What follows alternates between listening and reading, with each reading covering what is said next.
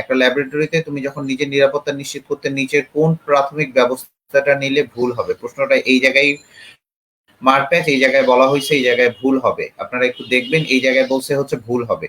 দেখেন এই জায়গায় বলছে ভুল হবে, তো এই জায়গাটাই আপনাকে দেখতে হবে যে ভুল হবে কথাটা বলছে। ওয়ালাইকুম আসসালাম। আমার ক্লাস কি আগে তোমরা কেউ করছিলা? দেখো এই জায়গায় বলছে ভুল হবে, তাহলে দেখেন অ্যাপ্রন পরা আমার কখনোই ভুল হবে না। আমার অ্যাপ্রন পরা ভুল হবে না, হাতে হ্যান্ড গ্লাভস পরাও আমার ভুল হবে না, হ্যান্ড গ্লাভস আপনাকে পরতেই হবে। পায়ে জুতা পরাও ভুল হবে না, পায়ে কিন্তু জুতা পরতে হবে, স্যান্ডেল পরা যাবে না। আবারও বলবে, পায়ে স্যান্ডেল পরা যাবে না, স্যান্ডেল পরা যাবে না। ঠিক আছে, তাহলে কি বলছে? নিরাপদ চশমা পকেটে রাখা, বা এটার পকেটে রাখার কোনো দরকার আছে? নিরাপদ চশমা পরতে হবে না। এবং এই অ্যাপ্রনটা যখন পরবা ভালো মতো পরবা, যখন যেটা পরবা তখন সেটা ভালো মতো পরবা। এই অ্যাপ্রনটা যখন পরবা, এই অ্যাপ্রনটা যখন পরবা, এই অ্যাপ্রনটা হইতে হবে সুতি কাপড়ের। আবারও বলি, এই অ্যাপ্রনটা হইতে হবে সুতি কাপড়ের। এই অ্যাপ্রনটা হইতে হবে সুতি কাপড়ের। এখানে সিনথেটিক কাপড় হওয়া যাবে না। আবারও বলি, এইখানে সিনথেটিক কাপড় হওয়া যাবে না, সিনথেটিক কাপড় হওয়া যাবে না, সিনথেটিক হওয়া যাবে না। দেখেন সব ডিটেলস পড়াবো আমি। সিনথেটিক হওয়া যাবে না, সবাই কমেন্ট করবেন। কেন সিনথেটিক হওয়া যাবে না কেউ বলতে পারবেন? কেন সিনথেটিক হওয়া যাবে না কেউ বলতে পারবেন? এনিওয়ান? কেন সিনথেটিক হওয়া যাবে না বলতে পারবেন? এখানে সিনথেটিক হওয়া যাবে না, ইট ইজ বিকজ অফ, এখানে সিনথেটিক কাপড় হওয়া যাবে না কারণ এই জায়গায় সিনথেটিক কাপড় হচ্ছে দাহ্য পদার্থ। সিনথেটিক কাপড় দাহ্য পদার্থ, সিনথেটিক কাপড় দাহ্য পদার্থ, এটা কিন্তু পড়তে হবে দাহ্য পদার্থ। সিনথেটিক কাপড় যদি দাহ্য পদার্থ হয়ে থাকে সেই ক্ষেত্রে গলে যাবে না। সিনথেটিক কাপড় দাহ্য পদার্থ, দ্যাট মিনস আগুন দেওয়ার সাথে সাথে এটা জ্বলা শুরু করবে। তাহলে সিনথেটিক কাপড় অবশ্যই এখানে নেওয়া যাবে না। তাহলে অ্যাপ্রন কার হইতে হবে? সবাই বলি, অ্যাপ্রন কার হইতে হবে? অ্যাপ্রন কোন কাপড়ের হতে হবে? অ্যাপ্রন হতে হবে সুতি কাপড়ের। ঠিক আছে, আগুন লেগে যাবে সহজে। গুড। অ্যাপ্রন সুতি কাপড়। হ্যান্ড গ্লাভস পরতে হবে অবশ্যই। এখানে দেখবেন যে সব থেকে আপনার হ্যান্ড গ্লাভস ব্যবহার করাটা শ্রেয় হচ্ছে নাইট্রাইল গ্লাভস। নাইট্রাইল গ্লাভস ব্যবহার করা শ্রেয়, নাইট্রাইল গ্লাভস ব্যবহার করা শ্রেয়, ব্যবহার করা শ্রেয়।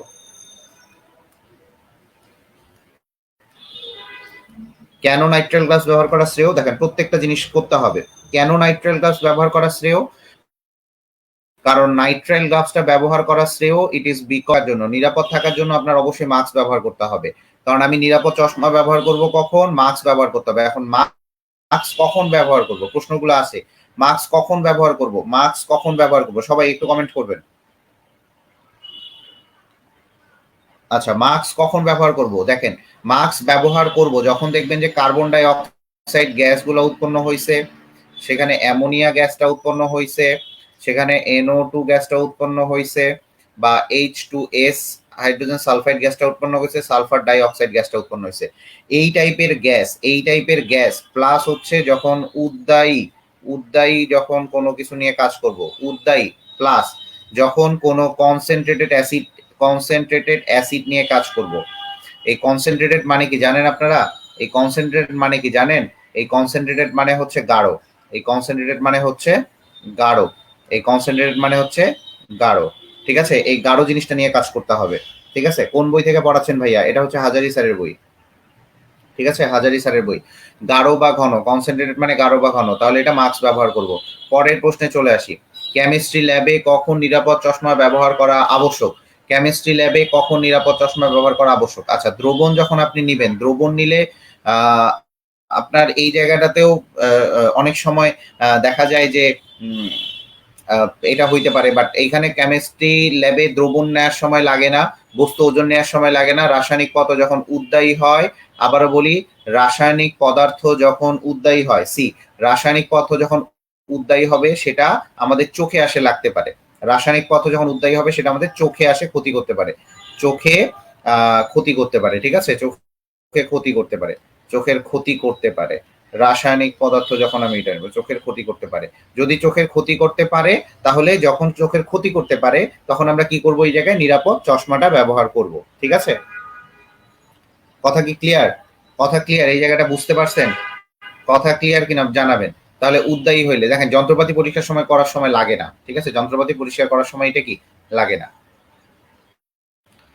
চলে আসি, পলভঙ্গি ব্যালেন্সের নিচের কোনটি প্রযোজ্য নয়? পলভঙ্গি ব্যালেন্সের নিচের কোনটি প্রযোজ্য নয়? মনে রাখবেন, পলভঙ্গি ব্যালেন্সের নিচের কোনটি? পলভঙ্গি ব্যালেন্সের হচ্ছে চারটা অপশন, পলভঙ্গি ব্যালেন্সের চারটা অংশ থাকে। কয়টা অংশ? চারটি অংশ থাকে। কি কি অংশ থাকে? একটা হচ্ছে বেস, একটা হচ্ছে কলাম, আরেকটা হচ্ছে তুলাদণ্ড, আর আরেকটা হচ্ছে আপনার রাইডার। এই চারটা অংশ থাকে। এই চারটা অংশের মধ্যে আবার একটা জিনিস থাকে, সেটা হচ্ছে পয়েন্টার। পয়েন্টার থাকে, পয়েন্টার থাকে, ঠিক আছে? তাহলে দেখেন, এখানে পয়েন্টার আছে, রাইডার আছে, এটা তুলাদণ্ডে, প্লেট আছে, ঠিক আছে? প্লেটও থাকে, এখানে প্লেট থাকে, টারেটা থাকে না। এই টারেটা থাকে না, এই টারেটা থাকে হচ্ছে ডিজিটাল ব্যালেন্সে। ডিজিটাল ব্যালেন্সে, ডিজিটাল ব্যালেন্সে। বলেন তো, ডিজিটাল ব্যালেন্সে এই টারেটা দিয়ে কি করা হয়? ডিজিটাল ব্যালেন্সে টারেটা দিয়ে কি করা হয় বলেন তো? ডিজিটাল ব্যালেন্সে এই টারেটা দিয়ে কি করা হয় বলতে পারবেন? ডিজিটাল ব্যালেন্সে এই টারেটা দিয়ে কি করা হয় বলেন দেখি? ডিজিটাল ব্যালেন্সে এই টারেটা দিয়ে কি করা হয় বলেন? ডিজিটাল ব্যালেন্সে টারেটা দিয়ে কি করা হয় বলতে পারবেন কেউ? এনিওয়ান? এনিওয়ান? ডিজিটাল ব্যালেন্সে টারে দিয়ে কি করা হয়? টারে দিয়ে কি করা হয় বলেন, বলেন তাড়াতাড়ি বলেন। ডিজিটাল ব্যালেন্সে টারে দিয়ে কি করা হয়? ডিজিটাল ব্যালেন্সে এই টারেটা দিয়ে জিরো দাগ করা হয়, জিরো। এই জিরো দাগটা নিয়ে আসা হয়, বা এই টারের বদলে কিন্তু জিরো লেখা থাকে, টারের বদলে জিরো ইয়ে থাকে, টারে বা জিরো, এটা হচ্ছে প্যানের উপরে থাকে। ওয়েট জিরো, এটা হচ্ছে প্যানের উপরে থাকে, ভালো করে বুঝবেন, এটা প্যানের উপরে থাকে, এটা প্যানের উপরে থাকবে, এটা প্যানের উপরে থাকে, ঠিক আছে? এটা হচ্ছে প্যানের উপরে থাকবে। ক্লিয়ার জিনিসগুলা? আচ্ছা, এই যে তোমার পলভঙ্গি ব্যালেন্স, এই পলভঙ্গি ব্যালেন্সের এই তুলাদণ্ডটা আছে না, এই পলভঙ্গি ব্যালেন্সের এই তুলাদণ্ডটা, এটাই হচ্ছে এর প্রধান অংশ। এটাই হচ্ছে এর প্রধান অংশ। দেখেন, প্রত্যেকটা জিনিস আমি পড়াই দিব। প্রধান অংশ, তাহলে প্রধান অংশ কোনটা? পলভঙ্গি ব্যালেন্সের প্রধান অংশ কোনটা? সবাই একবার বলি, পলভঙ্গি ব্যালেন্সের প্রধান অংশ কোনটা? বলো বলো, পলভঙ্গি ব্যালেন্সের প্রধান অংশ কোনটা? সবাই একবার করে কমেন্ট করে যাও। একবারই পড়া হয়ে যাবে, এখানে আমি যা পড়াচ্ছি তাই আসবে, এখানে যা পড়াচ্ছি এর ভিতর থেকেই আসবে। আমি এখানে তোমাকে প্রত্যেকটা জিনিস সলভ করে দিব। তাহলে টারেটা দিয়ে কি করা হয়? জিরো দাগ করা হয়। তাহলে পলভঙ্গি ব্যালেন্সের প্রধান অংশ কোনটা দাঁড়াইলো আমার? পলভঙ্গি ব্যালেন্সের তুলাদণ্ড। তুলাদণ্ড, এটা হচ্ছে আমাদের প্রধান অংশ, ঠিক আছে?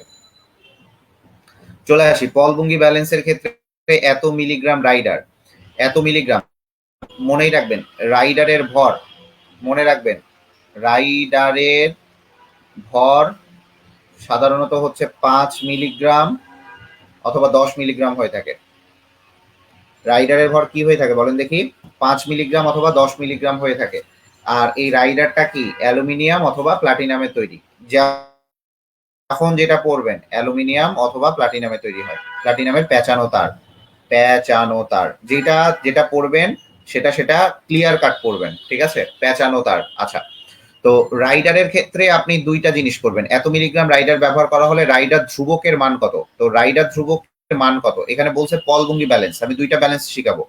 আমরা ব্যালেন্স কয় প্রকার? ব্যালেন্স হচ্ছে আমরা দুইটা পড়ছিলাম, একটা পলভঙ্গি ব্যালেন্স আর একটা কি সার্টোরিয়াস ব্যালেন্স। কথা কি ক্লিয়ার কিনা বলবেন? পলভঙ্গি ব্যালেন্স আর সার্টোরিয়াস ব্যালেন্স আমরা পড়ছিলাম, তাই না? তাহলে দেখেন, যখন পলভঙ্গি ব্যালেন্সের ক্ষেত্রে রাইডার ধ্রুবক বের করব আমরা, রাইডার ধ্রুবক বের করব, রাইডার ধ্রুবক বের করব, তখন কি করব? 2 রাইডারের ভর ডিভাইডেড বাই মোট দাগ সংখ্যা, মোট দাগ সংখ্যা। তাহলে এখানে 2 রাইডারের ভর কত? 10, তাহলে 2 × 10 ডিভাইডেড বাই কত? 100।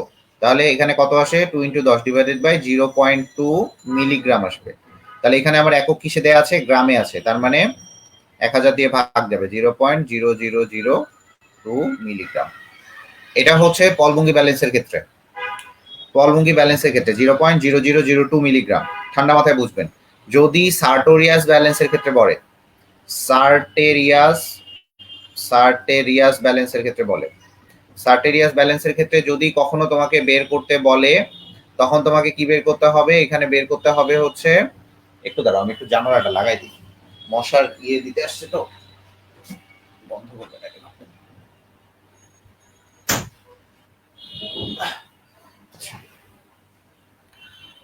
দেখো সার্টেরিয়াস ব্যালেন্সের ক্ষেত্রে এই জায়গায় 2 আমরা দিব না। আর সার্টেরিয়াস ব্যালেন্সের ক্ষেত্রে রাইডার ধ্রুবক কোনটা? রাইডার ধ্রুবক হচ্ছে রাইডারের ভর ডিভাইডেড বাই মোট দাগ সংখ্যা। আর এখানে মোট দাগ সংখ্যা কয়টা? সার্টেরিয়াসের মোট দাগ সংখ্যা কয়টা বলো তো? মোট দাগ সংখ্যা কয়টা? একটু কমেন্ট করো, মোট দাগ সংখ্যা কয়টা? সবাই একটু বলো দেখি। এইখানে ভুল করা যাবে না। যদি সার্টেরিয়াস ব্যালেন্স যদি বলে শূন্য দাগ মাঝখানে আছে, যদি কখনো তোমাকে বলে যে শূন্য দাগ মাঝখানে আছে, তাহলে তোমাকে বুঝতে হবে এটা সার্টেরিয়াস ব্যালেন্স। আর যদি মনে করো শূন্য দাগটা কোনো একটা কোণায় থাকে, শূন্য দাগটা কোনো একটা কোণায় থাকে, তাহলে এটা বুঝতে হবে পলভঙ্গি ব্যালেন্স। পলভঙ্গি ব্যালেন্স। আর শূন্য দাগটা যদি মাঝখানে থাকে তাহলে এটা কি বুঝবা? Sartorius balance. Is it clear or not? তাড়াতাড়ি বলবা। মোট দাগ সংখ্যা, এখানে যে মোট দাগ সংখ্যাটা ভালো করে বুঝবা এই জায়গায়। মোট দাগ সংখ্যাটা, হ্যাঁ, এখানে মোট দাগ যে সংখ্যাটা আছে, এই মোট দাগ সংখ্যাটা হচ্ছে 50। এই মোট দাগ সংখ্যা সার্টেরিয়াস ব্যালেন্সের ক্ষেত্রে হচ্ছে 50। ভালো মতো বুঝবা। মোট দাগ সংখ্যা 50, ঠিক আছে? মোট দাগ সংখ্যা হচ্ছে 50 সার্টেরিয়াসের ক্ষেত্রে। না, সার্টেরিয়াসের ক্ষেত্রে 100 কেন হবে? সার্টেরিয়াসে 50 আসে, ঠিক আছে? সার্টেরিয়াস 50 দিয়ে করে।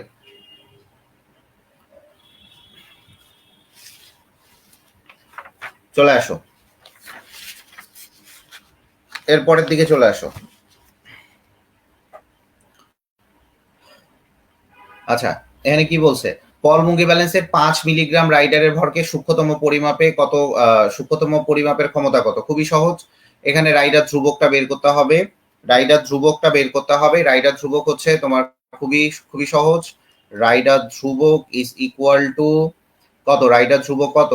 রাইডার ধ্রুবক ইকুয়াল টু কত? 2 ইন্টু রাইডারের ভর, মানে 5 বাই মোট দাগ সংখ্যা 100। তার মানে এখান থেকে আসবে 10 ডিভাইডেড বাই 100, 0.1 মিলিগ্রাম। দেন এখান থেকে আসবে 0.0001। এটা হচ্ছে আমার গেল। তার মানে এটা আমার ক নাম্বারটা আসবে। ক্লিয়ার কিনা? এই দেখতে বুঝতে সমস্যা হচ্ছে কিনা একটু বলবা। দেখতে বা বুঝতে সমস্যা হলে বলবা, কারণ আমি তো ইয়েতে ক্লাস নিচ্ছি, একই ক্লাস, যদিও তোমরা ওই হোয়াইট ডিজিটাল বোর্ডে করলেও সেম প্রসেসে পাইতা, খালি আমাকে ওখানে দেখতা যে আমি সাইডে দাঁড়ায় আছি আর আমি নিচে এখানে বসে আছি, এইটুকুই। আমার একটু শরীরটা অনেক খারাপ, এই জন্যই যাই নাই। পলভঙ্গি ব্যালেন্সের সূক্ষ্মতম পরিমাপ। আচ্ছা, সূক্ষ্মতম পরিমাপ মনে রাখবা, পলভঙ্গি ব্যালেন্স সাধারণত 4 দশমিক স্থান পর্যন্ত পরিমাপ করা যায়। কত? 4 দশমিক স্থান পর্যন্ত। 4 দশমিক স্থান। ভাইয়া 4 দশমিক স্থান কোনটা ভাইয়া? 4 দশমিক স্থান মানে কি জানো? পয়েন্টের পর, আমি সব লিখে দিচ্ছি, পয়েন্টের পর চারটা সংখ্যা থাকবে। পয়েন্টের পর 4টি সংখ্যা থাকবে। 4টি সংখ্যা থাকবে। পয়েন্টের পর 4টা সংখ্যা। তাহলে কয়টা আছে? এই যে 1 2 3 4, তাহলে এইটা পয়েন্টের পর 4টা সংখ্যা আছে। ঠিক আছে? 4 দশমিক স্থানের পর এটা পয়েন্টের পর 4টা সংখ্যা থাকবে। ঠিক আছে, এরপরে চলে আসি। এরপরে বলছে পলভঙ্গি ব্যালেন্সের ওজন দেয়া আছে এত গ্রাম। আমি একটু কালার নেই। এগুলা একবারই পড়বা। আমার মনে হয় তোমাদের আমি এর থেকে ভালো করে পড়াইতে পারবো না। আমি এইভাবেই পড়াই, আমি একাডেমিকেও পড়াই এইভাবে। আমি খুবই ডিপলি পড়াই দেখে আমি তোমাদের কোনো ক্লাস নেই না। আচ্ছা দেখো, 5 গ্রাম এত মিলিগ্রাম এত মিলিগ্রাম। ভাইয়া এখানে কয়টা ইউনিট আছে একটু কথা বলবো। এখানে কয় ধরনের ইউনিট আছে? এখানে এক ধরনের ইউনিট আছে গ্রাম, এক ধরনের ইউনিট আছে হচ্ছে মিলিগ্রাম। তাহলে তোমার যে প্রথম কাজটা করতে হবে, এই গ্রামটাকে হয় মিলিগ্রামে বানাও, না হয় এই মিলিগ্রামটাকে গ্রামে বানাও। যে কোনো একটা কাজ করো। কে যেন রাগের ইমোজি দিচ্ছে, কেন রাগ হইছে আমার উপর? তাহলে এখন চলে আসি যে আমার এখানে মেইন যে জিনিসটা সেটা হচ্ছে মোট ভর ইজ ইকুয়াল টু, মুখস্থ করছিস নাকি তোরা?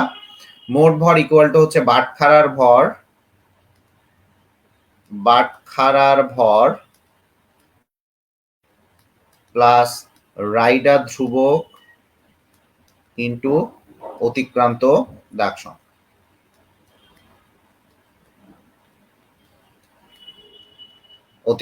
সংখ্যা। তো এই জিনিসটা হচ্ছে আমার বাটখারার ভর। এখন বাটখারার ভর কত আছে দেখো, 5 গ্রাম।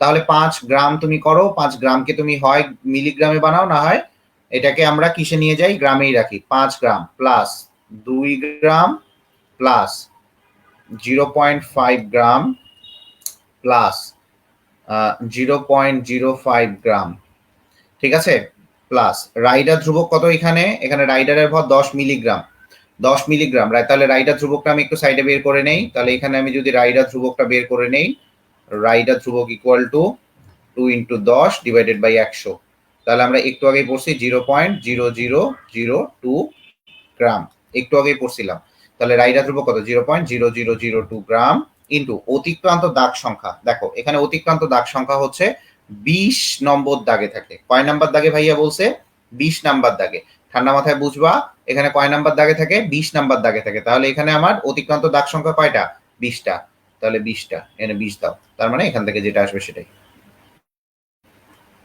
7 পয়েন্ট, দেখো দেখি কত আসে, 0.2, এটাই অ্যান্সার, ঠিক আছে, 7.024, ক্লিয়ার,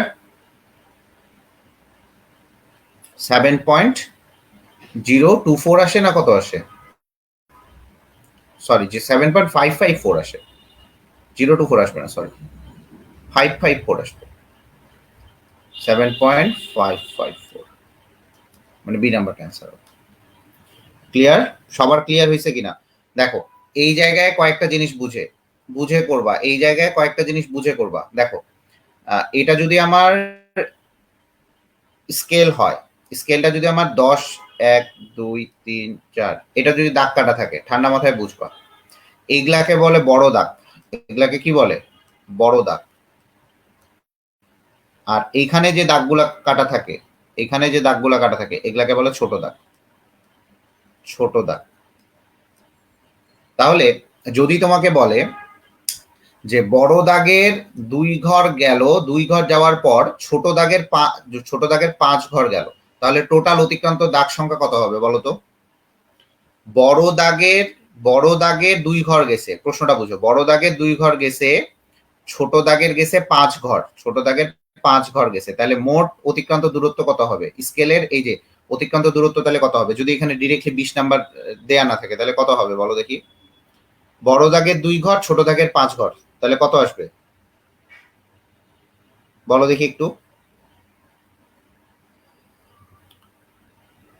বলো দেখি, আমি আবারও বলি, এই প্রত্যেকটা ঘর কিন্তু 10 10 10 করে, 2.5 না, এগুলা প্রত্যেকটা ঘর 10 10 করে, তাহলে টোটাল হচ্ছে 25 আসবে, 25 আসবে, 25 আসবে, 25।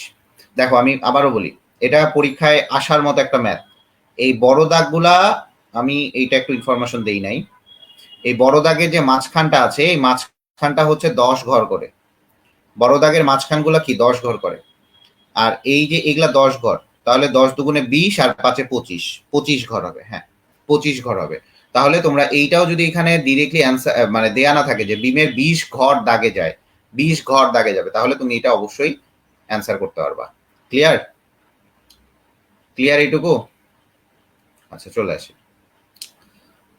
পলভঙ্গি ব্যালেন্সের বামে 0 এবং ডানে 100 দাগ আছে, খুবই ভালো কথা, ডান পাল্লায় এত এত এত ও 10 মিলিগ্রাম দিলা, রাইডার 20 নাম্বার দাগে গেছে, তাহলে ওই আগের মতো, এটা হচ্ছে সেম প্রসেসে করবা, সেম প্রসেসে করবা, কিভাবে করবা, মোট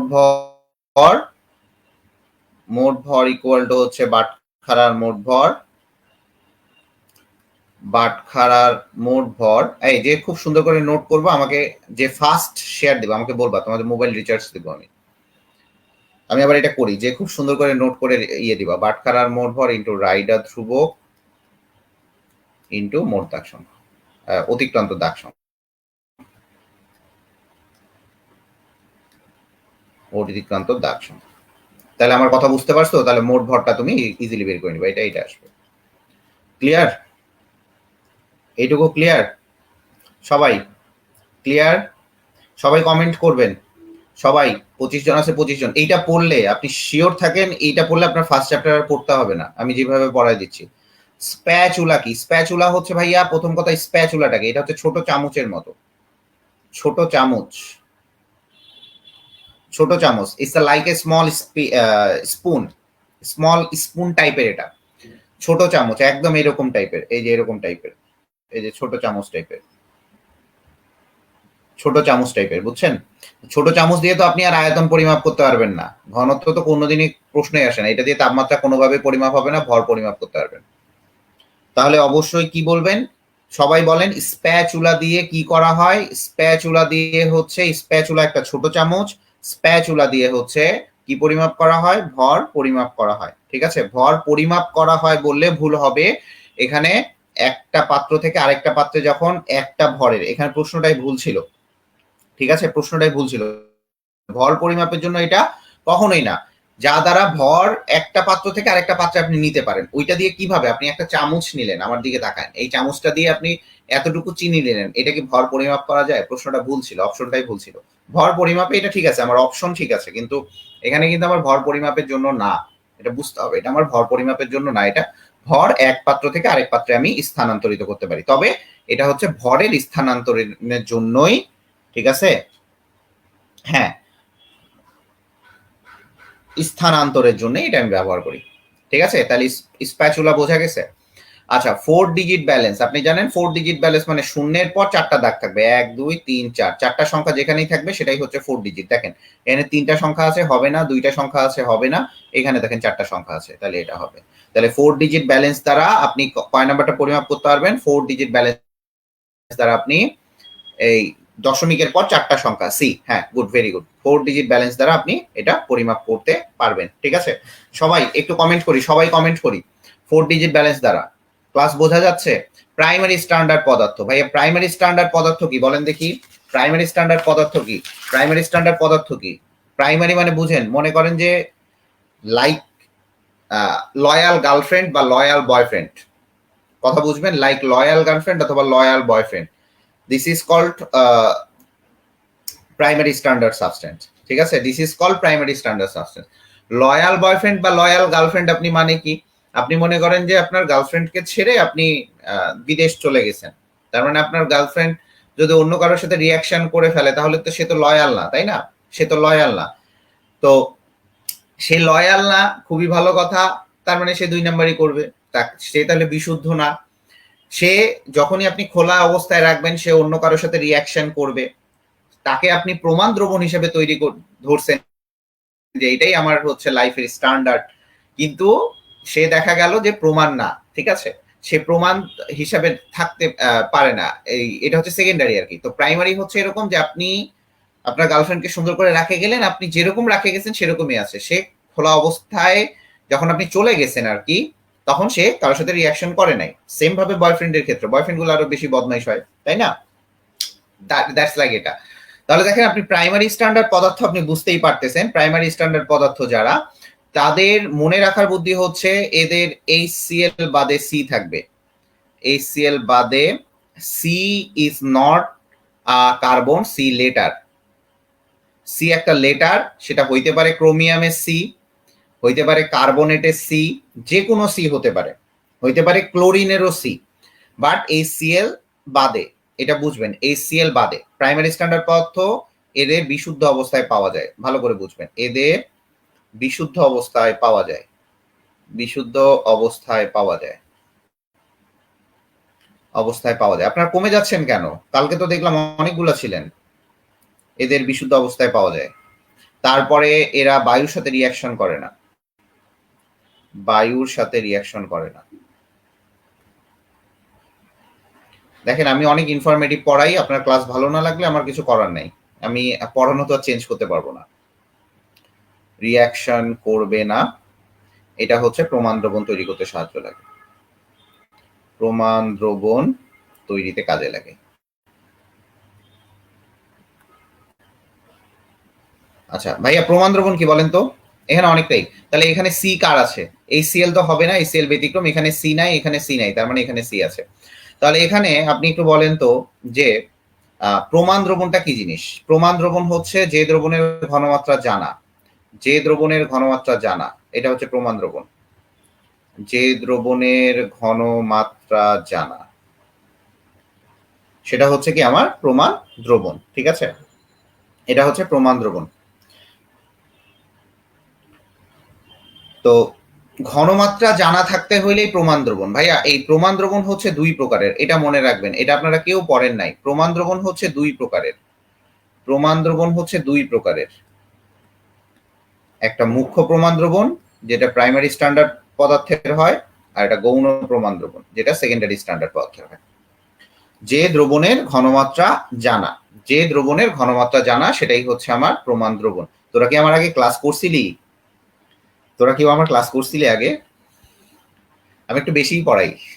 তাহলে আমার HCl বাদে যাদের সি লেটার থাকবে সেটাই আমার প্রাইমারি স্ট্যান্ডার্ড পদার্থ। খুবই ভালো কথা। নিচের কোনটি প্রাইমারি স্ট্যান্ডার্ড পদার্থ? সেম কেস, আমি বলছিলাম ক্রোমিয়ামের সি থাক আর ক্লোরিনের সি থাক, সেটাই হচ্ছে আমার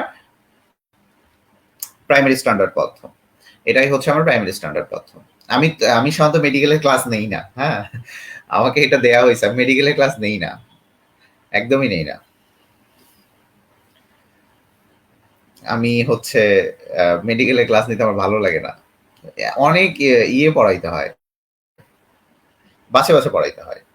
আচ্ছা, কোনটি সেকেন্ডারি স্ট্যান্ডার্ড পদার্থ? মানে সি আছে তার মানে এখানে সি আছে তার মানে এখানে প্রাইমারি, এটাও সি আছে প্রাইমারি, তার মানে এটা সেকেন্ডারি। আচ্ছা, সেকেন্ডারি স্ট্যান্ডার্ড পদার্থ দিয়েও প্রমাণ দ্রবণ তৈরি করা যায়, বাট সেকেন্ডারি স্ট্যান্ডার্ড পদার্থ দিয়ে গৌণ প্রমাণ দ্রবণ তৈরি করতে পারবা। এটা দিয়ে আমরা গৌণ প্রমাণ দ্রবণ তৈরি করতে পারি, ঠিক আছে, গৌণ প্রমাণ দ্রবণ তৈরি করতে পারি। আচ্ছা, কোনটি প্রাইমারি স্ট্যান্ডার্ড পদার্থ লিখবেন। প্রাইমারি স্ট্যান্ডার্ড পদার্থ দেখেন, এইটা আমার এস নাই, এখানে সি আছে, তার মানে এটা আমার HCl হচ্ছে ব্যতিক্রম। প্রাইমারি স্ট্যান্ডার্ড পদার্থ মানে সি আছে, এটা প্রাইমারি স্ট্যান্ডার্ড পদার্থ হচ্ছে এটা, ঠিক আছে, সি নাম্বারটা হবে। চলে আসি, প্রাইমারি প্রমাণ দ্রবণ তৈরিতে কোনটি ব্যবহার করা হয়? এই যে মুখ্য প্রমাণ দ্রবণ, প্রাইমারি প্রমাণ দ্রবণ তার মানে মুখ্য প্রমাণ দ্রবণ। তাহলে মুখ্য প্রমাণ দ্রবণ তৈরিতে আপনি কোনটি ব্যবহার করবেন? মুখ্য প্রমাণ দ্রবণ তৈরিতে আপনি দেখেন যেখানে সি আছে ঠিক সেটাই ব্যবহার করবেন, যেখানে সি আছে ঠিক সেটাই ব্যবহার করবেন, ঠিক আছে, যেখানে সি আছে ঠিক সেটাই ব্যবহার করবেন। আচ্ছা, এখন আপনাদের মনে একটা প্রশ্ন জাগতে পারে, ভাইয়া এখানে CH3 COOH আছে, এইটা দিয়ে কেন তৈরি করা যায় না? এটা একটা প্রশ্ন না? এটা কিন্তু প্রশ্ন, এটা প্রশ্ন না?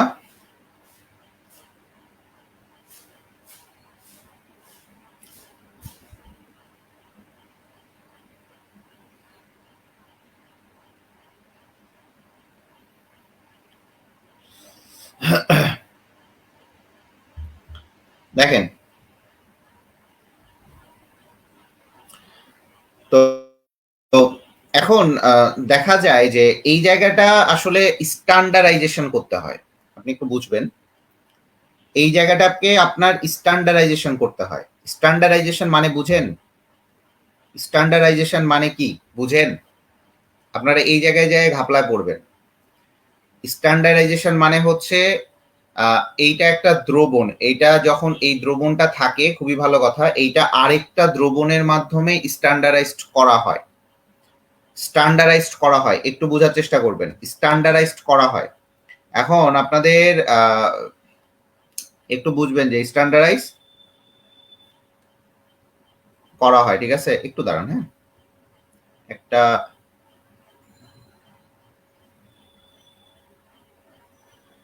একটু দাঁড়ান, আমার একটা ইম্পর্টেন্ট ইয়ে আসছে।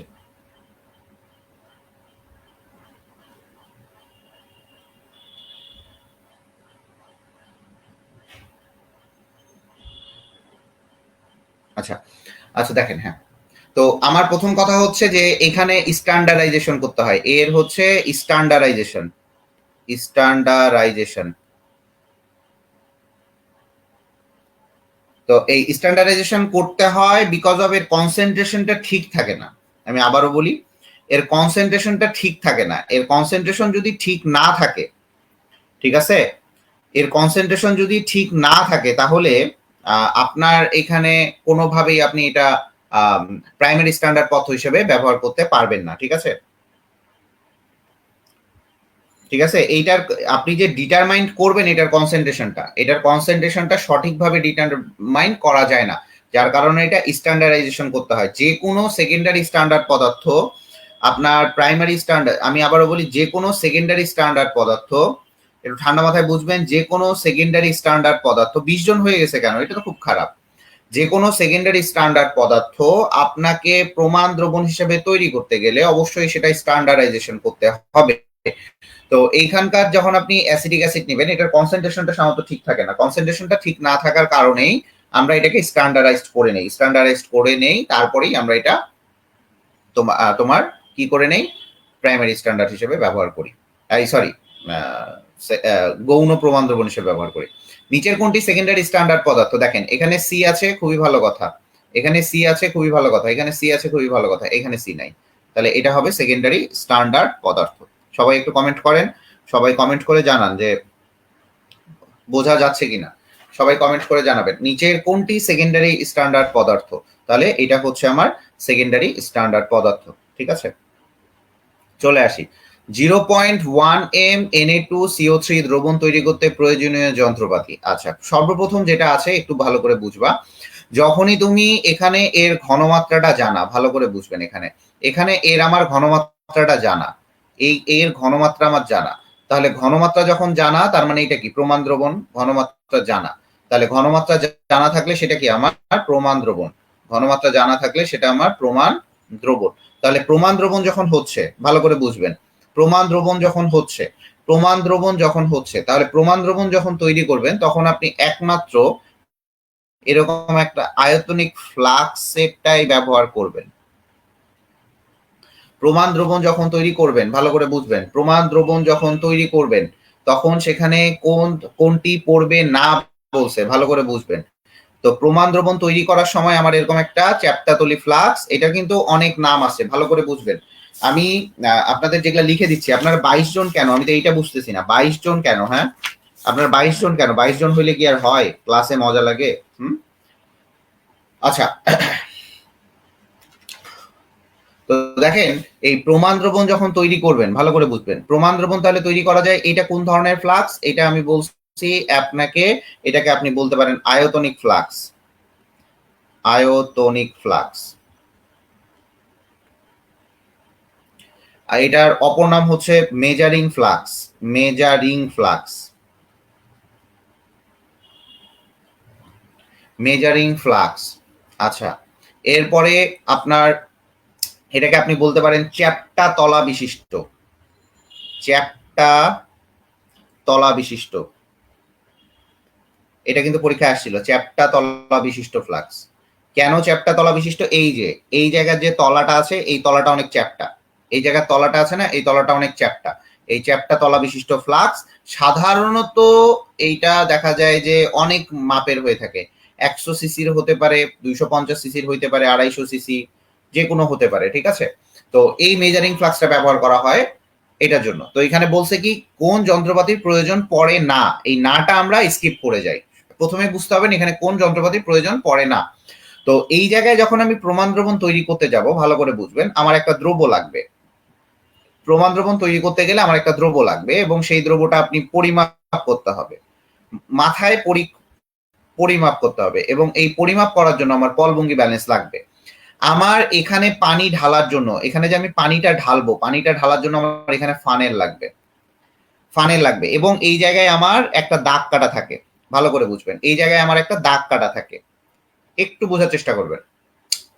আয়তনিক ফ্লাক্স তো আমার লাগতেছেই এবং এখানে আমার ফানেলটা লাগতেছে। কেন ফানেল লাগবে আমি বলছি, ফানেলটা লাগবে, এখানে আমি ফানেলটা দিয়ে পানি ঢালবো, ফানেলটা দিয়ে কি ঢালবো, আমি এখানে পানি ঢালবো, তাহলে আমার এখানে মাপন সিলিন্ডারটা লাগতেছে না, কারণ আমি এখানে ডিস্টিল ওয়াটারটা ঢালবো হচ্ছে কার মাধ্যমে বলেন দেখি, ডিস্টিল ওয়াটারটা ঢালবো হচ্ছে আমি আপনার ইয়ের মাধ্যমে, ওই ওয়াশ বোতলের মাধ্যমে ডিস্টিল ওয়াটারটা ঢেলে নিব, ওয়াশ বোতলের মাধ্যমে ডিস্টিল ওয়াটারটা ঢেলে নিব। এখন আসি এখানে একটা জিনিস আমি আপনাদের একটু বুঝাই, এই জিনিসটা আপনারা এখানে আসে পরীক্ষায় বারবার, একটু চ্যাপ্টা তলা বিশিষ্ট আমি এটা মুছলাম, হ্যাঁ, একটু ঠান্ডা মাথায় বুঝবেন। তো যারা ক্লাসটা করবেন না তারা হচ্ছে গাধা, দেখেন একটু বোঝার চেষ্টা করবেন, যারা ক্লাসটা করবেন না ওরা হচ্ছে বলদের, মানে বিশাল বড় গাধা, হ্যাঁ, বলদ বললাম না, যাই হোক, একদম গাছ বলদ সব, চ্যাপ্টার তলা বিশিষ্ট। আচ্ছা, মনে করেন আমার এই জায়গাটা হচ্ছে আমার দাগ, এই জায়গাটা হচ্ছে আমার দাগ, ভালো মতো বুঝবেন, এই জায়গাটা প্রায় আসে, এটা হচ্ছে আমার দাগ। আপনাকে মাপার জন্য অবশ্যই আপনাকে লোয়ার মিনিসকাস নিতে হবে, লোয়ার মিনিসকাস মানে এই যে এরকম, নিচের তলাটা যেন এই দাগে থাকে, নিচের তলাটা যেন এই দাগে থাকে, এই দাগটা এইটাকে বলা হয় আপার মিনিসকাস, আর এই যে এই তলার দাগটা যে আছে এইটাকে বলা হয় লোয়ার মিনিসকাস, এটাকে বলা বলা হয় লোয়ার মিনিসকাস বা তরলে সর্বনিম্ন বক্রতল। তরলে সর্বনিম্ন বক্রতল, সর্বনিম্ন বক্রতল লোয়ার মিনিসকাস বলা হয়, লোয়ার মিনিসকাস বলা হয়। ঠিক আছে, তাহলে এই জায়গাটাতে আপনি অবশ্যই নেবেন হচ্ছে লোয়ার মিনিসকাস।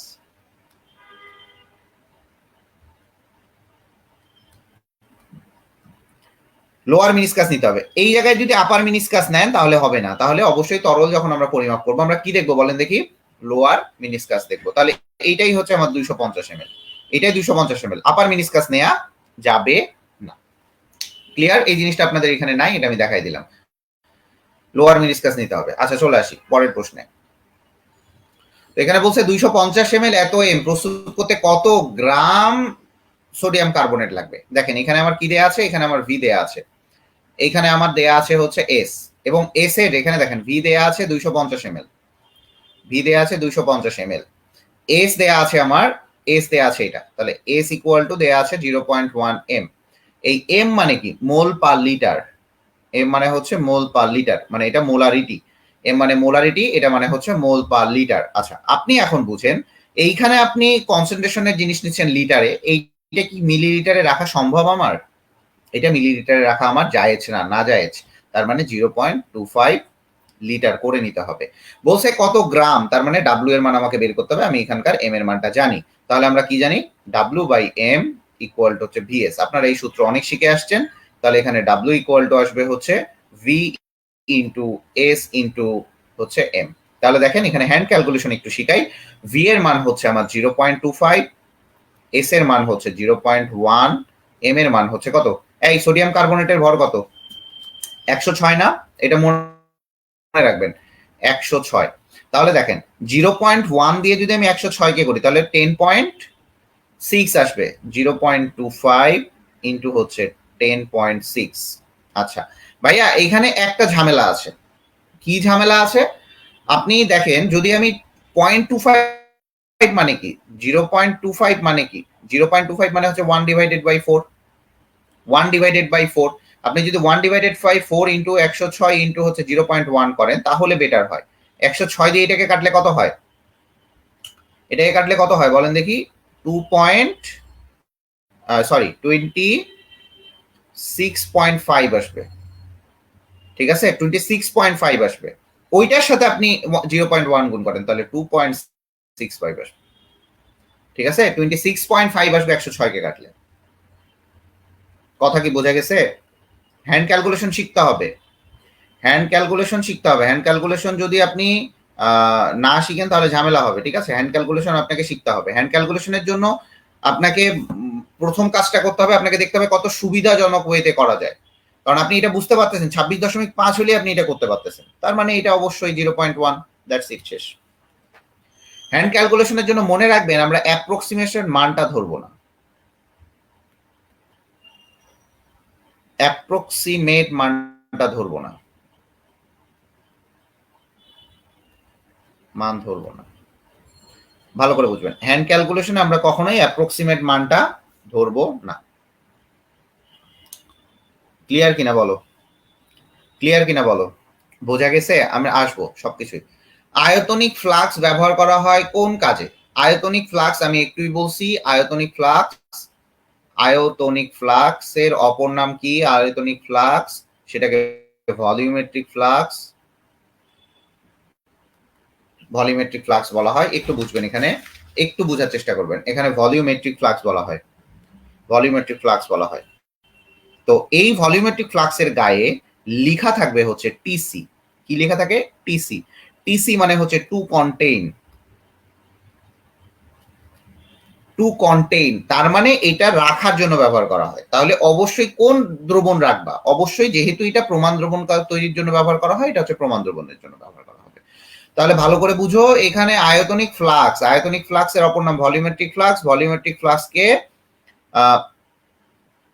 ভলিউমেট্রিক ফ্লাক্সকে আমরা আবার বলতে পারি চ্যাপ্টা তলা বিশিষ্ট ফ্লাক্স, চ্যাপ্টা তলা বিশিষ্ট ফ্লাক্স, চ্যাপ্টা তলা বিশিষ্ট ফ্লাক্স। তো এইখানে এই আয়তনিক ফ্লাক্সের গায়ে লেখা থাকে হচ্ছে টু কন্টেইন, এবং আয়তনিক ফ্লাক্সটাই একমাত্র আয়তনিক ফ্লাক্সটাই যেটা প্রমাণ দ্রবণের জন্য ব্যবহার করা হয়। আয়তনিক ফ্লাক্সটা একমাত্র যেটা প্রমাণ দ্রবণের জন্য ব্যবহার করা হয়।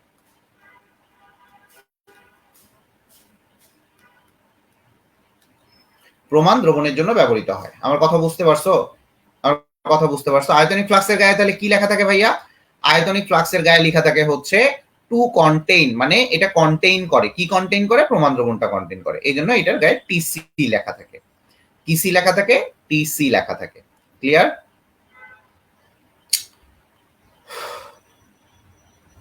চলে আসি ভলিউমেট্রিক ফ্লাক্স, ওই একই জিনিস, এই জন্য আমি সবগুলো পড়াই। আয়তনিক ফ্লাক্স হোক আর ভলিউমেট্রিক ফ্লাক্স হোক, তাইলে যখনই দেখবা যে ভলিউমেট্রিক ফ্লাক্স আছে, সেটা অবশ্যই একটা নির্দিষ্ট আয়তনের এবং নির্দিষ্ট ঘনমাত্রার দ্রবণ তৈরি করতে ব্যবহার করা হয়। বুরেট এবং পিপেটে টিডি লেখা থাকে, সেটাকে বলা হয় টু ডেলিভার। বুরেট এবং ইয়েতে টু ডেলিভার। ঘনমাত্রা নির্ণয়ের জন্য আমার দরকার নাই, অম্লক্ষার টাইট্রেশনের জন্য, এই দেখো অম্লক্ষার টাইট্রেশনের জন্য আমার ব্যবহার করা হয় হচ্ছে কনিক্যাল ফ্লাক্স। কনিক্যাল ফ্লাক্স, এই কনিক্যাল ফ্লাক্সকে আবার বলা হয় আর্লিন মায়ার ফ্লাক্স। কনিক্যাল ফ্লাক্সে কি বলা হয়? আর্লিন মায়ার ফ্লাক্স। ঠিক আছে, এই কনিক্যাল ফ্লাক্স, তারপরে বুরেট, পিপেট, এই তিনটা হচ্ছে ব্যবহার করা হয় এই জায়গায়। মানে যদি তোমাকে বলে যে অম্লক্ষার টাইট্রেশনের জন্য কোনটি ব্যবহার করা হয়, কনিক্যাল ফ্লাক্স, বুরেট, পিপেট। ঠিক আছে, conical flask, burette, pipette. Clear কিনা বলেন? আচ্ছা, এই যন্ত্রটির নাম কি? এখানে 22 নাম্বার দিয়ে দিছে কেন? এই যন্ত্রটির নাম দুই মুখ খোলা আছে, দুই মুখ খোলা আছে, তার মানে এই যন্ত্রটির নাম হচ্ছে আমার দুই মুখ খোলা আছে, তার মানে এই যন্ত্রটির নাম হচ্ছে আমার পিপেট। এই পিপেটে লেখা থাকে টিডি, টু ডেলিভার, এক জায়গা থেকে আরেক জায়গায় নিয়ে যায়। এই যে এরকম থাকে, এক জায়গা থেকে আরেক জায়গায় নিয়ে যায়, এটাকে বলা হয় টু ডেলিভার। লেখেন টু ডেলিভার, লেখা থাকে কি বলেন দেখি? To deliver. ক্লিয়ার? আচ্ছা, দাগাঙ্কিত পিপেট থাকে আবার, ওইটাকে বলা হয়, দাগাঙ্কিত পিপেটকে বলা হয় গ্র্যাজুয়েটেড পিপেট।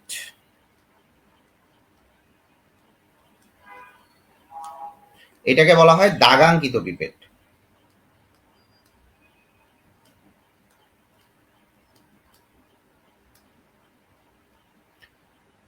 ঠিক আছে,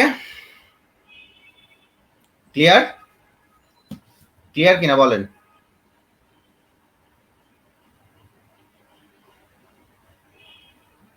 ও, ডেলিভার লিখে দেন। ক্লিয়ার? To deliver. ঠিক আছে, আচ্ছা ঠিক আছে, গুড, ভেরি গুড। চলে আসি 0.1 m, 0.1 m অ্যাসিডের HCl পরিমাপের জন্য কোনটি ব্যবহার করা হয়? আচ্ছা, একটু বোঝার চেষ্টা করবা। 0.1 m HCl দ্রবণ প্রস্তুতিতে গাঢ় HCl পরিমাপের জন্য কোনটি ব্যবহার করা হয়? তো গাঢ় HCl যদি পরিমাপ করতে চাও 0.1 m, তাহলে এই ক্ষেত্রে তুমি কোনটি ব্যবহার করতে পারো? কোনটি ব্যবহার করতে পারো বলো দেখি, কোনটি ব্যবহার করতে পারো?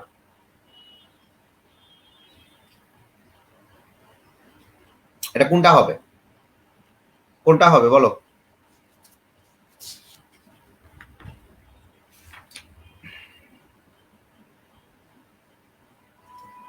সি, গুড, মাপন সিলিন্ডার হবে। ভেরি গুড, মাপন সিলিন্ডার। ওকে, তাহলে তুমি এটা এখন বলতে পারো যে ভাইয়া এখানে আমি পিপেটটা কেন ব্যবহার করলাম না? এই জায়গাগুলোতে একটু কনফিউজিং। আয়তনিক ফ্লাক্স তো হবে না, কনিক্যাল ফ্লাক্স হবে না। আচ্ছা, এইটা যখন পরিমাপ করতে যাবা, পিপেটটা সাধারণত যখন আমি পিপেট ফিলার দিয়ে নেই, এই জায়গায় ঝামেলা আছে। ঝামেলা হয় কি জানো? যে পিপেট ফিলারটা যখন নেই বা মুখ দিয়ে টানতে গেলে ওইটা আমার মুখের মধ্যেও চলে যেতে পারে, অনেক কাহিনী আছে এই জায়গায়।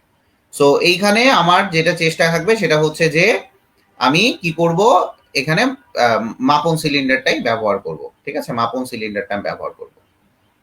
আচ্ছা, বুলেটের সর্বনিম্ন কত আয়তন মাপা যায়? বুলেটের সর্বনিম্ন আয়তন মাপা যায় 0.1 মিলিলিটার।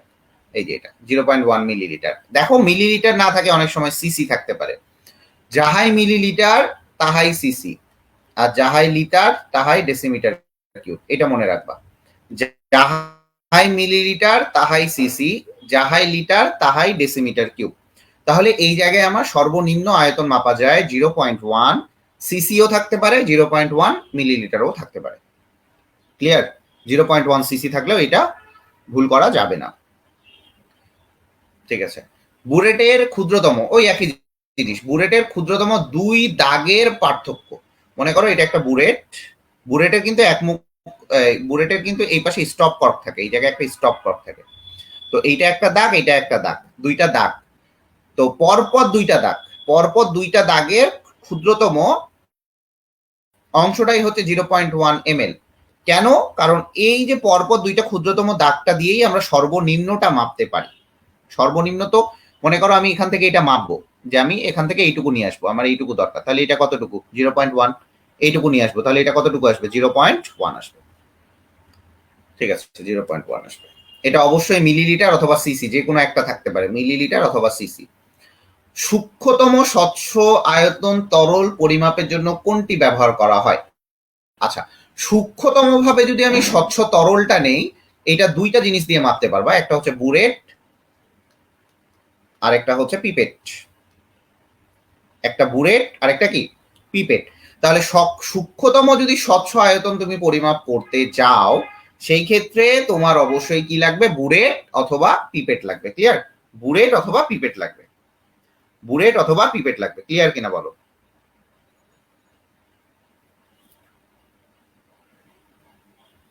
বুরেট অথবা পিপেট লাগবে। ক্লিয়ার? আচ্ছা, তো খুবই ভালো কথা। আর বুরেট পিপেটের গায়ে কি লেখা থাকে বলো দেখি? বুরেট পিপেটের গায়ে কি লেখা থাকে? বুরেট পিপেটের গায়ে কি লেখা থাকে বলো দেখি?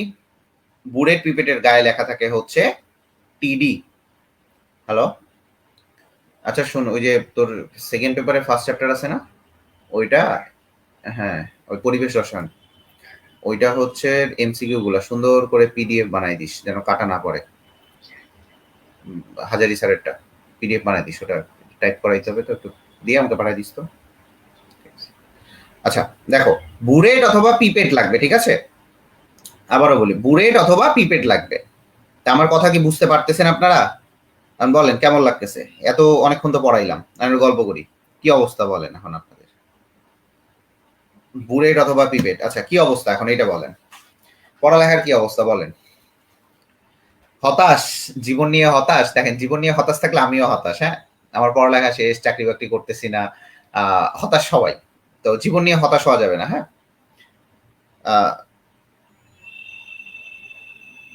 ভাইয়া আপনি জাদু? কেন আমি কেন জাদু? হ্যাঁ, আমি কেন জাদু? আচ্ছা বলেন, আপনাদের জীবন নিয়ে কি অবস্থা? অনেক হতাশ নাকি কেউ?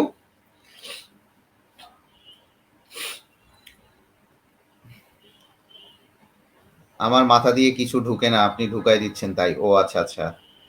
তো এখন দেখেন, এটা আসলে আপনার সাইকোলজিক্যাল, আমাদের মিডিয়ামে ইয়ে বসে, সাইকোলজিস্ট বসে, আমি দেখাবো সিরিয়াল পাচ্ছি না, আমি নিজেই দেখাবো। আচ্ছা দেখেন, কোনটি দ্রবণ স্থানান্তরের জন্য অপরিহার্য? একটা দ্রবণ এই পাত্রে আছে, আমি ওই পাত্র থেকে এই পাত্রে দ্রবণটা স্থানান্তর করব। তো আপনি যখনই দেখবেন দ্রবণ স্থানান্তর মানে টু ডেলিভার, টু ডেলিভার, তাহলে টু ডেলিভার কোথায় লেখা থাকে? পিপেটে অথবা বুরেটে। শেষ। বুলেটে অথবা পিপেটে। ভাই রিভিশন টাইম ঠিক করতে পারতেছি না, রিভিশন দেওয়া হচ্ছে না, কিছু বলেন এই ব্যাপারে। আচ্ছা, রিভিশন যেটা দিবা, আমি তোমাকে একটা কথা বলি, এতটা তাড়াহুড়া করার দরকার নাই। আমি তোমাকে বলি, আমার জীবনের সব থেকে বড় ভুল হচ্ছে আমি তাড়াহুড়া করি। আমি জীবনে তাড়াহুড়া এখন আর করি না। সত্যি কথা, আমি একটা কথা বলি, তোমার যদি রিজিকে থেকে থাকে, তুমি যথেষ্ট পরিমাণ যদি স্ট্রাগল করো এবং তুমি যদি চেষ্টা করো যে ভাইয়া আমাকে অবশ্যই পারতে হবে, এরপরেটা আপনি আর করতে পারবেন না। এরপরে আপনাকে যে বানাইছে সেটা তার উপর ছেড়ে দেন। আপনার থেকে উনি আপনার জন্য ভালোটা বুঝেন, আল্লাহ রাব্বুল আলামিন অবশ্যই আপনার থেকে আপনারটা ভালোটা বুঝেন। আপনি কি করে খাবেন, আপনি কি করলে আপনার ভালো হবে, এইটা অবশ্যই উনি ভালো বুঝবেন। উনি ভালো বুঝবেন না? অবশ্যই বুঝবেন। তাই আমি সবসময় বলি যে আপনারা লাস্ট স্টেজ পর্যন্ত ট্রাই করেন, ঠিক আছে? তাড়াহুড়া করবেন না, যেটা পড়বেন সেটা আগে ঠিক মতো শেষ করেন, কোনো আপত্তি নাই, যেটা করবেন সেটা আগে শেষ করেন। যেটা করবেন সেটা শেষ করার পর আপনি রিভিশন দিবেন। আপনার তাড়াহুড়া করার দরকার নাই। আপনি তাড়াহুড়া করলে আপনি যেটা পড়তেছেন সেটাও পড়তে পারবেন না, আবার সামনে যেটা আসবে সেটাও হবে না। আপনি তাড়াহুড়া করবেন না। আপনার কথা হচ্ছে আমি একটা শেষ করব, শেষ করার পর আমি আরেকটা দেখব। আমার কথা বুঝতে পারছেন? এটা হচ্ছে ঠান্ডা মাথায় করবেন, ঠিক আছে?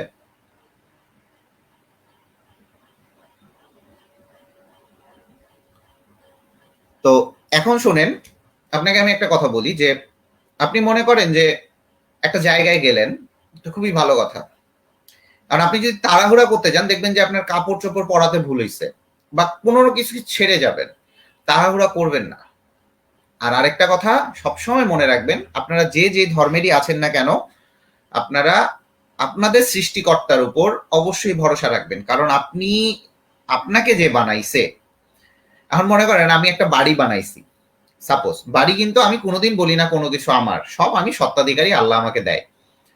আমার যেইটুকু খরচ আমি এইটুকুই বিশ্বাসী ভাই, যে এই কয়েকদিন বাঁচে থাকবো, আমার মেইন টার্গেট হচ্ছে যে কয়েকদিন বাঁচে থাকবো আল্লাহ যেন আমাকে মানুষের উপকার করার জন্য যতটুকু অর্থ দরকার ততটুকু দেয়। যদি বস্তায় বস্তায় অর্থ লাগবে, বস্তায় বস্তায় আমার চাই, এটা আমি আল্লাহর উপর ছেড়ে দিয়েছি।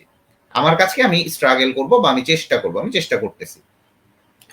সেম ভাবে আপনি মনে করেন একটা বাড়ি বানাইছেন, তার বাড়ির বাংলাদেশি স্টাইলে বলি, বাড়ির মালিক আপনি। বাড়ির কোথায় কোথায় আপনার ফাটা আছে, কোথায় দেখবেন যে ইটের গাঁথনিটা কোথায় কি হচ্ছে, সেটা কি দেখবেন? আপনি দেখবেন, অবশ্যই মিস্ত্রিগুলো দেখবে না। আমরা মিস্ত্রি টাইপের, ঠিক আছে? আমরা যারা মিডিয়ামে পড়াচ্ছি এরা হচ্ছে লাইকা কনস্ট্রাকশন যে করতেছে ওই টাইপের, যে কনস্ট্রাকশন ইঞ্জিনিয়ার বা কনস্ট্রাকশন লেবার টাইপের আমরা। কিন্তু মালিক কিন্তু আপনার, ওই ভাগ্য যেটা আছে সেটা কিন্তু আপনার। তার মানে ওই বাড়িটা আপনার। তো আপনার ভাগ্যটা চেঞ্জ করতে পারবেন আপনি। আমরা শুধুমাত্র ওই তো ইটটা সুন্দর করে গেঁথে দিতে পারবো, যত্ন কিন্তু আপনাকে করতে হবে,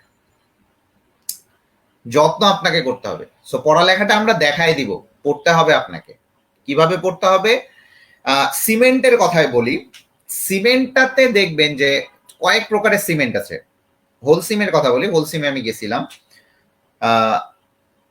হোলসিম কোম্পানিতে আপনার মনে করেন যে আমরা গিয়েছি, তো হোলসিম কোম্পানিতে আমাদের মনে করেন যে অনেক কিছুই দেখাইলো। হোলসিম রেড ছিল, হোলসিম হোয়াইট ছিল, মানে নর্মাল যেটা অর্ডিনারি সিমেন্ট ছিল এটা। তো ক্লিংকারে দেখা যায় যে ফ্লাই অ্যাশ দেয়া হয়, যেখানে আপনাকে বলে না ফ্লাই অ্যাশ বিহীন সিমেন্ট। ফ্লাই অ্যাশ হচ্ছে আপনার আয়রন যখন তৈরি করে, আয়রন তৈরি করার সময় যে ছাইটা থাকে ওইটাকে বলা হয় ফ্লাই অ্যাশ। ওই অ্যাশটা মিশানো হয়। ওই ফ্লাই অ্যাশটা যখন দেয় তখন হচ্ছে আপনার ধীরে ধীরে জমাট বাঁধে। ভালো করে বুঝবেন, আমি কেমিস্ট্রি দিয়ে বুঝাই।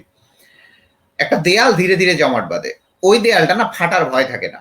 বাট যখন দেখবেন যে আপনি সিমেন্ট অতিরিক্ত দিয়ে ফেলছেন, ওই সিমেন্টটাই যদি অতিরিক্ত দেন দেয়ালটা ফেটে যাবে। একটা পরিমাপ মতো দিতে হবে। তো আপনার মাথায় কতটুকু ধরবে সেটা আপনি বুঝবেন। আপনার মাথায় ঠিক যেইটুকু ধরে সেইটুকুই পড়েন, এক্সট্রা পড়তে যেয়েন না। একটা করে বই শেষ করেন, এক্সট্রা পড়তে যাবেন তো ধরা খাবেন। এখন এক্সট্রা পড়ার কোনো দরকার নেই। আপনার সামনে পরীক্ষা আছে, আপনি চেষ্টা করবেন আপনি 1 পান, কোনো হতাশার কিছু দরকার নাই। পরের পরীক্ষায় যেন 1.5 পান বা 1.25 পান, সেটা যেন একটা যেন কমে 0.75 না হয়। 1 পান, একের পর আপনি 1.25 পান, তারপরে আপনি 1.50 পাওয়ার ট্রাই করেন। আপনি 1 পাইছেন, আপনি ডিরেক্টলি বলেন যে আমি 10 পাবো, অসম্ভব। আপনি জীবনে পারবেন না, আর আপনি চান্স পাবেন না। আপনি যদি মনে করেন যে আমি একবারে 1 থেকে 10-এ উঠবো, অসম্ভব, এটা হবে না। এটা হয় আসে নাই, আপনাকে ধীরে ধীরে করতে হবে। চলে আসি, অনেক মোটিভেশন দিয়ে ফেলছি। এত ml K M N O two দ্রবণ সঠিকভাবে মেপে মাপার জন্য কোনটি ব্যবহার করা হবে? আমি আবারও বলছি, এত এমএল দ্রবণ আপনি যখন মাপবেন তখন আমরা সাধারণত বুলেট অথবা পিপেট নেওয়া হয়। তো পিপেটটা সাধারণত ভালো করে বুঝবেন, পিপেটটা সাধারণত 10 এমএল এর হয়ে থাকে। আমি আবারও বলি, পিপেটটা সাধারণত যেটা থাকে সেটা হচ্ছে 10 এমএল এর হয়ে থাকে। সাধারণ যে পিপেটটা আমরা ব্যবহার করি, সাধারণ যে পিপেটটা আমরা ব্যবহার করি সেটা সাধারণত 10 এমএল হয়। যখন এই 10 এমএল এর উপরে দেখবেন, এই বুলেটটা সাধারণত 50 এমএল ব্যবহার করি আমরা। যেটা আমরা বুলেটটা ব্যবহার করি 50 এমএল। কিন্তু আপনাদের বইয়ে কিন্তু পিপেট 50 এমএল ও দেয়া আছে। এটা কিন্তু 50 এমএল এরও পিপেট হয়। 50 এমএল এরও পিপেট হয়। তো আপনি যখন KMnO4 নিবে, KMnO2, আপনি এই দুইটা জায়গার মধ্যে কনফিউজড করে ফেলবেন নিজেকে, যে ভাইয়া কোনটা হবে, কোনটা হবে, বুলেট হবে না পিপেট হবে। আচ্ছা, সাধারণ যেটা আমরা করি, তো 10 ml যদি পিপেট থাকে 10 ml এর উপরের গুলাকে আমরা বুরেটে মাপবো। ক্লিয়ার কিনা? 10 ml এর উপরের গুলো আমরা বুরেটে মাপবো। ঠিক আছে? ক্লিয়ার? ওকে, না এটা হচ্ছে মনে রাখার বুদ্ধি। এরপরে চলে আসি টাইট্রেশন। ভাইয়া টাইট্রেশনটা কি জিনিস? ওয়ার্ড গুলো বুঝেন। ভাইয়া টাইট্রেশনটা কি? টাইট্রেশনটা কি? এই টাইট্রেশন মানে হচ্ছে কিছুই না, জানা দ্রবণের ঘনমাত্রা থেকে অজানা দ্রবণের ঘনমাত্রা নির্ণয়। অজানা দ্রবণের ঘনমাত্রা নির্ণয়, এটা হচ্ছে টাইট্রেশন।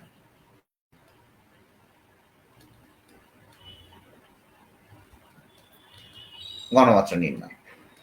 তাহলে দেখেন, তো টাইট্রেশন কালে তরলের আয়তন ক্ষুদ্র সূক্ষ্মভাবে পরিমাপের জন্য কোনটি ব্যবহার হয়? ভাইয়া পড়া সিস্টেম এইটা। যখন আপনি টাইট্রেশন ওয়ার্ডটা পড়ছেন, তার মানে আগে আমাকে টাইট্রেশন জানতে হবে। আপনি পরে অ্যান্সার করেন, আপনার যখন পড়তে হবে আপনি এভাবে পড়বেন, তাহলে আপনার সব হয়ে যাবে। টাইট্রেশন কালে তরলের আয়তন সূক্ষ্মতম মাপার জন্য, সূক্ষ্মভাবে যখনই মাপতে বলবে তখনই আপনি বুরেট পিপেট নেবেন, শেষ। সূক্ষ্মতম মাপতে বললেই আপনি বুরেট পিপেট নেবেন। আচ্ছা 2 মিনিট একটু দাঁড়ান, আমি আসতেছি। 2 মিনিট দাঁড়াবেন।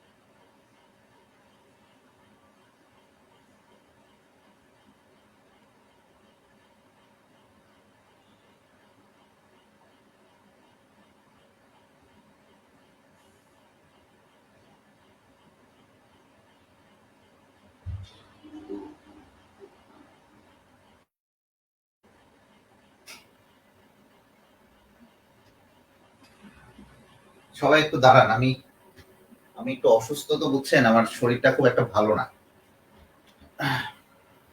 আমার শরীরটা ভালো না, আমি একটা লুঙ্গি মাস্টার ও লুঙ্গি পরে ঘুরে বেড়াচ্ছি, তোমাদের দেখা যাচ্ছে।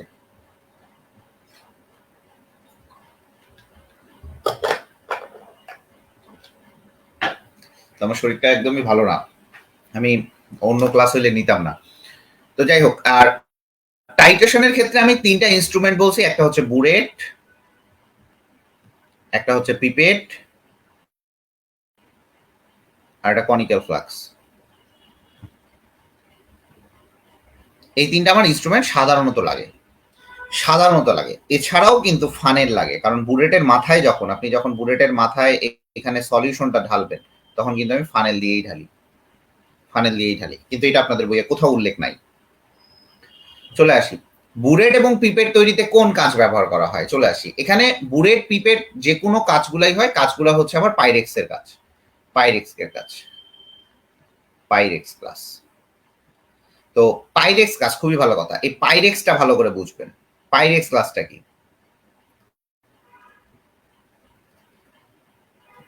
পাইরেক্সটা হচ্ছে অনেক বেশি তাপ সহিষ্ণু, অনেক বেশি তাপ সহিষ্ণু। এটা সংযুতিটা পড়বেন। এটাকে আরো এই জায়গায় বোরোসিলিকেট দেওয়াটা উচিত হয় না, কারণ পাইরেক্স গ্লাসকেই বলা হয় বোরোসিলিকেট গ্লাস। কেন বোরোসিলিকেট গ্লাস বলা হয়? এই জায়গায় দেখবেন Na2O into K2O into zinc oxide into বেরিয়ামের oxide into x silicon dioxide into হচ্ছে B2O3। এটা হচ্ছে পাইরেক্স গ্লাসের সংযুতি। দেখেন, এই পাইরেক্স গ্লাসটাকে একটু বোঝার চেষ্টা করবেন। এই পাইরেক্স গ্লাসটার এই যে বোরন এবং সিলিকন থাকার কারণেই এই জায়গায় বলা হয় বোরোসিলিকেট গ্লাস। কি বলা হয়? বোরনের অক্সাইড এবং সিলিকনের ডাইঅক্সাইড থাকার কারণে এটাকে বলা হয় বোরোসিলিকেট ক্লাস। বোরোসিলিকেট ক্লাস, এটা এখানে বলাটা উচিত হয়নি, বোরোসিলিকেট দেওয়াটা উচিত হয়নি। পাইরেক্স গ্লাসকে অনেক সময় জেনা গ্লাসও বলা হয়, জেনা গ্লাস। পাইরেক্স গ্লাস অনেক সময় জেনা গ্লাসও বলা হয়। তো সাধারণ যে গ্লাসটা, সাধারণ গ্লাস যেটা হচ্ছে অর্ডিনারি গ্লাস, অর্ডিনারি গ্লাস ভালো করে বুঝবেন এগুলা। অর্ডিনারি গ্লাস যেটা, এটা হচ্ছে আপনার Na2O into CaO into 6 silicon dioxide. এইটাকে অনেক সময় আপনি সোডা গ্লাসও বলতে পারবেন, কারণ সোডিয়াম আছে। সোডা গ্লাস, এইটাকে অনেক সময় সফট গ্লাসও বলা হয়, সফট গ্লাস, অনেক সময় সফট গ্লাস, ঠিক আছে, অনেক সময় সফট গ্লাস। কি বলছে? সফট গ্লাস পাইরেক্স গ্লাসের দুইটা উদাহরণ বিকারে দেওয়া, কোনটা উত্তর দিব?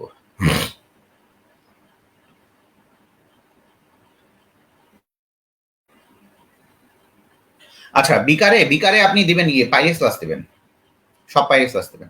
এটাকে সফট গ্লাস, এটাকে অনেক সময় ফিল্ড গ্লাসও বলে, ফিল্ড গ্লাসও বলে, ঠিক আছে। এরপরে চলে আসি হার্ড গ্লাস। হার্ড গ্লাসের সংকেত হচ্ছে K2O into CaO into 6 silicon dioxide. এটা অনেক সময় পটাশ গ্লাস। দেখেন এখানে অর্ডিনারি গ্লাসেরও যা আছে, পটাশিয়ামেরও তাই আছে, পটাশিয়ামও আছে। এবং এই জায়গায় কিন্তু অ্যালুমিনিয়ামের মিক্সচার থাকে, এই জায়গায় অ্যালুমিনিয়ামের মিক্সচার থাকে, কিন্তু অ্যালুমিনিয়ামের মিক্সচার থাকার কারণেই এই জায়গাটা কিন্তু মানে অনেক বেশি তাপ সহিষ্ণু হয়। ক্লিয়ার? এই জিনিসগুলো বুঝবেন। পাইরেক্স গ্লাস দিবা, বুঝছো? এটা পাইরেক্স গ্লাস দিবা। আচ্ছা, বুরেড রিন্স করা, রিন্স করা মানে বুঝেন? রিন্স করা মানে কি জানেন? রিন্স করা মানে কি জানেন? মনে করেন এইটা আমি একটা পাত্র নিলাম, এই পাত্রে নিলাম, খুবই ভালো কথা। এই পাত্রের মধ্যে আমি মনে করেন এক্স একটা দ্রবণ ঢালবো, এক্স একটা দ্রবণ ঢালবো, একটু বোঝার চেষ্টা করবেন।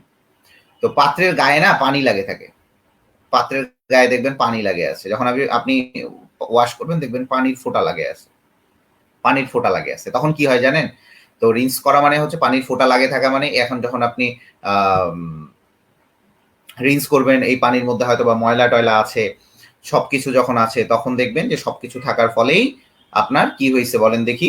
সবকিছু যখন আছে, খুবই ভালো কথা, এই পানিটার ফলে এখানে দেখবেন যে হয়তো বা একটা প্রবলেম তৈরি হইতে পারে। তো প্রবলেম তৈরি হওয়ার কারণ, এখানে ক্রোমিক অ্যাসিডটা ব্যবহার করা হয়। এই ক্রোমিক অ্যাসিডটা দিয়ে রিন্স করা হয় যেন এখানে ময়লাটা যেটা থাকে না, এই গায়ে গায়ে যে লেপ্টে থাকা ময়লাটা, ওইটা যেন দূর হয়ে যায়, গায়ে লেপ্টে থাকা ময়লাটা দূর হয়ে যায়। ওয়ালাইকুম আসসালাম, কোথায় ছিলেন আপনি? পাফিন, পাফিন হচ্ছে আমাদের এলাকার একটা রেস্টুরেন্টের নাম। তো শক্তিশালী জারক। আচ্ছা, ক্রোমিক অ্যাসিডের সংকেত কি? K2Cr2O7 গাঢ় H2SO4। এবং এই জায়গায় আপনার অনেক বইয়ে দেখবেন, নতুন নতুন বইগুলোতে এখানে এরকমও থাকে, সোডিয়াম ডাইক্রোমেট Na2Cr2O7 প্লাস গাঢ় H2SO4। তো অবশ্যই এটা গাঢ় নিতে হবে, যদি গাঢ় না নেন, পাতলা নেন, তাহলে হবে না, এটা গাঢ় নিতেই হবে। এবং এইখান থেকে আপনার তৈরি হয় হচ্ছে এই রিয়াকশনটা কি পারেন? দেখেন আপনাকে আমি রিয়াকশনটা দেখাই।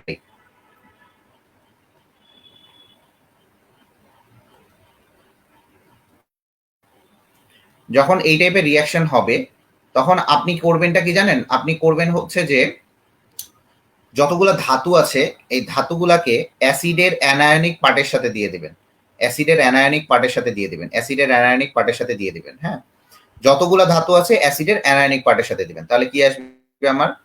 K2SO4 প্লাস Cr2SO4 3 প্লাস এই যে আপনার হাইড্রোজেন আছে এখানে, আর এখানে অক্সিজেন আছে, এই দুইটা মিলে তখন তৈরি করবে পানি। আর এইটা যেহেতু গাঢ় H2SO4, এই জায়গা থেকে জায়মন অক্সিজেন উৎপন্ন হবে। এই জায়মন অক্সিজেনটা যখন উৎপন্ন হবে, এই জায়মন অক্সিজেনটা যখন উৎপন্ন হবে, এইটাই পরিষ্কারক, এটাই পরিষ্কারক। ভাত খাইছেন আপনি? আপনি তো কড়া খাইছেন অনেক খেতে ও আপনি যান খারাপ লাগলে ওই ডাকনা আছে না ডাকনা বাথরুমে টান দিছি হাত কাটতে এমন রক্ত মনে হয় যে অর্ধেক রক্ত গেল বলতেন আমার এখানে বর্ষ হয়ে গেছে ইয়ে আসছিল ওটা মনে বলে ব্লেড লাগানো এত দাম আমার বলতেন যে এখানে ইয়ে ছিল হ্যাক্সিসল ছিল ওগুলো দিয়ে দেন আমি গরমস না ওটা দিলে কি না না এটা দিয়ে দেন এটা দিয়ে ময়লাটা চলে যাবে এই একটু দাঁড়াও তো আমরা দিব না না না কিছু হবে না দাঁড়াও অল্প কাছে কিন্তু রক্ত অনেক আছে ধরবে সরাসরি দিলে ধরবো আরে কিছু হবে না এটা তো ইয়ে না অ্যান্টিসেপটিক না দাঁড়ান আপনি ওইটা দিয়ে কাটছে ওইটা দিয়ে কাটলে তো ইয়ে হয় ইনফেকশন হয়ে যেতে পারে ওটা টান দিছি না আমি বুঝি না যে এত ধার পুরো পাপড়ে পাপ লাগছে যে এটা দিয়ে বাঁধে রাখে দেন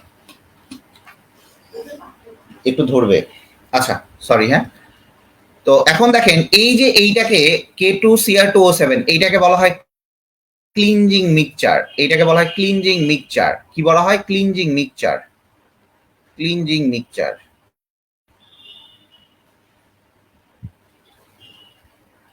ক্লিনজিং মিক্সচার ঠিক আছে ক্লিনজিং মিক্সচার এই হচ্ছে আমাদের টোটাল ঠিক আছে বা ক্লিনিং মিক্সচার বা ক্লিনজিং মিক্সচার যেটাই বলা হয় না কেন তাহলে পরিষ্কার করে কে সবাই একবার বলো পরিষ্কার করেটাকে পরিষ্কার করে এই জার্মান অক্সিজেন এই জার্মান অক্সিজেনটা করে কি জানো এই ময়লার সাথে ইয়ে করে ময়লার সাথে রিঅ্যাকশন করে পরিষ্কার হয়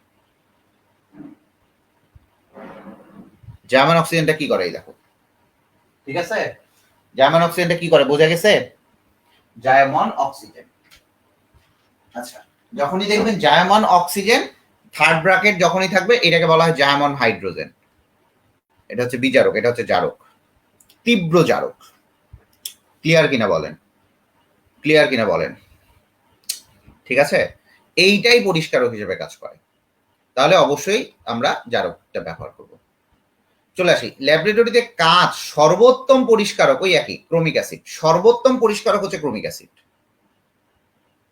সর্বোত্তম পরিষ্কারক হচ্ছে ক্রোমিক অ্যাসিড এছাড়া কোনটা আছে মনে রাখবেন NDC আমি সাধারণত কবিতা পড়াই না NDC আমি সাধারণত কবিতা পড়াই না এটা মনে রাখবেন NDC N for sodium carbonate Na2CO3 D for Decon 90 Decon 90 Decon 90 এইটাই একমাত্র অণুজীব দ্বারা ধ্বংসকারী ঠিক আছে অণুজীব দ্বারা ধ্বংসকারী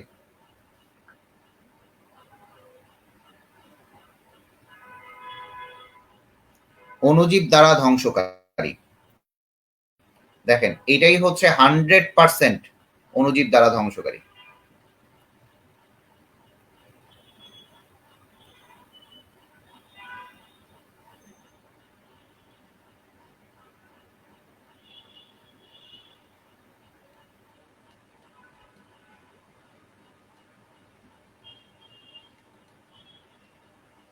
ঠিক আছে অণুজীব দ্বারা ধ্বংসকারী সি ফর কি ক্রোমিক অ্যাসিড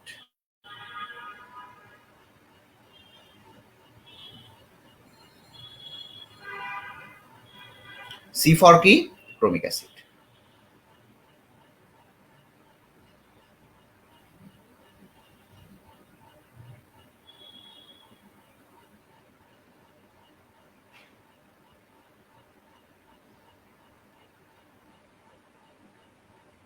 ক্লিয়ার কিনা বলেন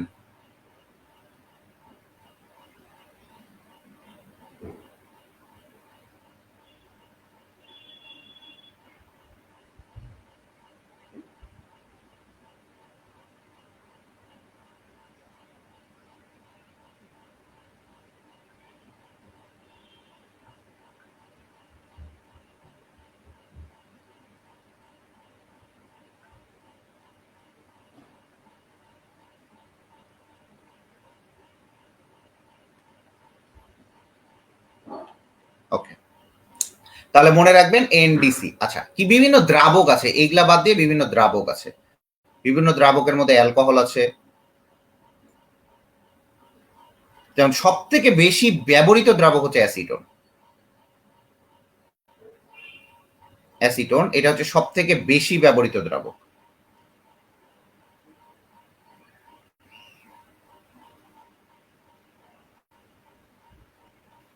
সব থেকে বেশি ব্যবহৃত দ্রাবক হচ্ছে অ্যাসিটন। এইটা হচ্ছে যতগুলা অর্গানিক সাবস্টেন্স আছে সেই অর্গানিক সাবস্টেন্স গুলাকে দ্রবীভূত করে। ঠিক আছে, এটাকে বলা হয় দ্রাবক। অর্গানিক সাবস্টেন্স গুলাকে দ্রবীভূত করে। ঠিক আছে,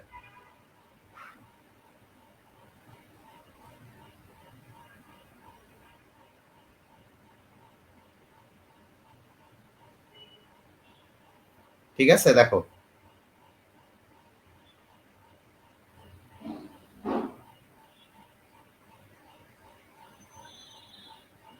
কথা বোঝা গেছে?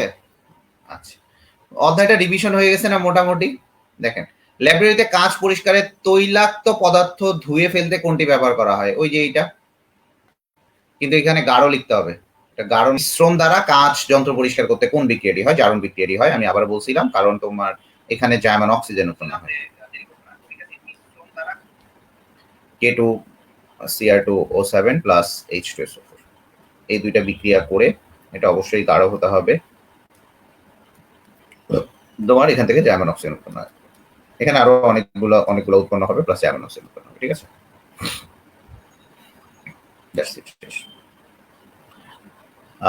এরপরে চলে আসি যে বুনশেন বার্নারে অনুজ্জ্বল শিখা। এটা ইম্পর্টেন্ট। কি তোমরা কই? তোমরা কি আসতে দেরি হবে আরো? আর 5 মিনিট পর ওয়েট করবো? 5 মিনিট ওয়েট করবো? তোমাদেরকে আসতে লেট হবে আরো সবার?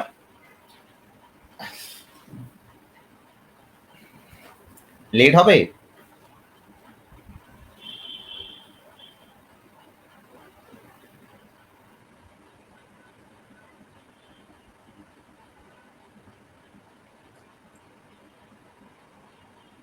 লেট হলে বলবা।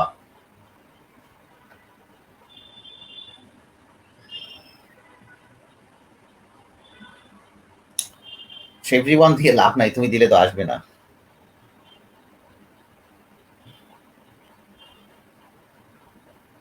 আচ্ছা ঠিক আছে, চলে আসতেছে সবাই। ঠিক আছে, চলে আসি যে বুনশেন বার্নারে জারণ শিখা। একটু বোঝার চেষ্টা করবেন যে বুনশেন বার্নারে দুই ধরনের শিখা পাওয়া যায়, একটা হচ্ছে অনুজ্জ্বল শিখা আর একটা উজ্জ্বল শিখা। অনুজ্জ্বল শিখা আর একটা উজ্জ্বল শিখা।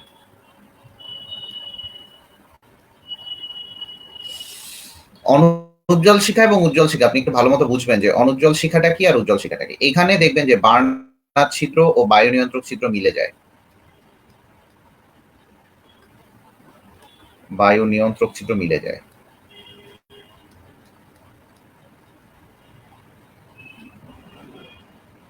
বাট এখানে এটা হয় না, এখানে এটা হয় না, যার কারণে এখানে কালি হবে। কালি হবে প্লাস হচ্ছে কম তাপ উৎপন্ন হবে।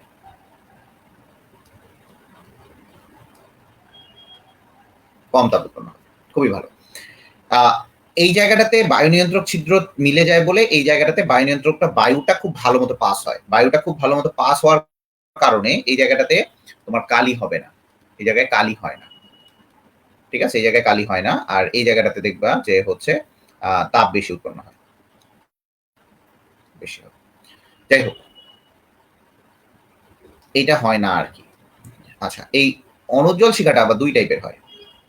একটা হচ্ছে অন্তস্থ নীল বিজারণ মণ্ডল। নীল বিজারণ মণ্ডল কেন বিজারণ মণ্ডল বলা হয়? কারণ এখানে একটা বিজারক পদার্থ থাকে, সেটা হচ্ছে কার্বন মনোঅক্সাইড। এখানে কার্বন মনোঅক্সাইড বিজারক পদার্থ হিসেবে থাকে, এটা ভালো মতো বুঝতে হবে। এটা কার্বন মনোঅক্সাইড এখানে থাকে বিজারক পদার্থ হিসেবে, বিজারক পদার্থ হিসেবে থাকে। আরেকটা হচ্ছে অন্তস্থ নীল বিজারণ মণ্ডল, আরেকটা হচ্ছে বহিস্থ। তখন যে আসছিল ওটা হচ্ছে আমাদের বাসায় কাজ করে বুয়া আর কি, তো ওনার হাতটা কেটে গেছে।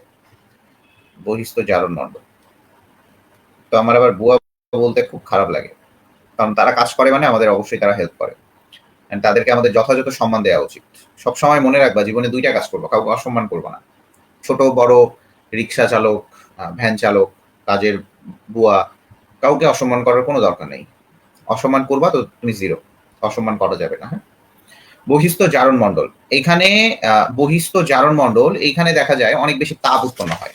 এই বিজারক পদার্থটা থাকার কারণে এই জায়গায় এর পরিমাণ কম পরিমাণ তাপ উৎপন্ন হয়। ভালো করে বুঝছো, এখানে কম পরিমাণে তাপ উৎপন্ন হয়।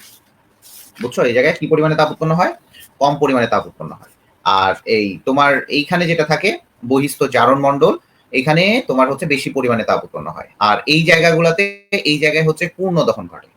এই জায়গায় কি করবে, এই যে গ্যাসটা যে থাকে এখানে যে আমরা গ্যাসটা দেই, ওই গ্যাসের পূর্ণ দহন ঘটবে। এই গ্যাসের কি ধরবে বলো দেখি? পূর্ণ দহন ঘটবে। ঠিক আছে,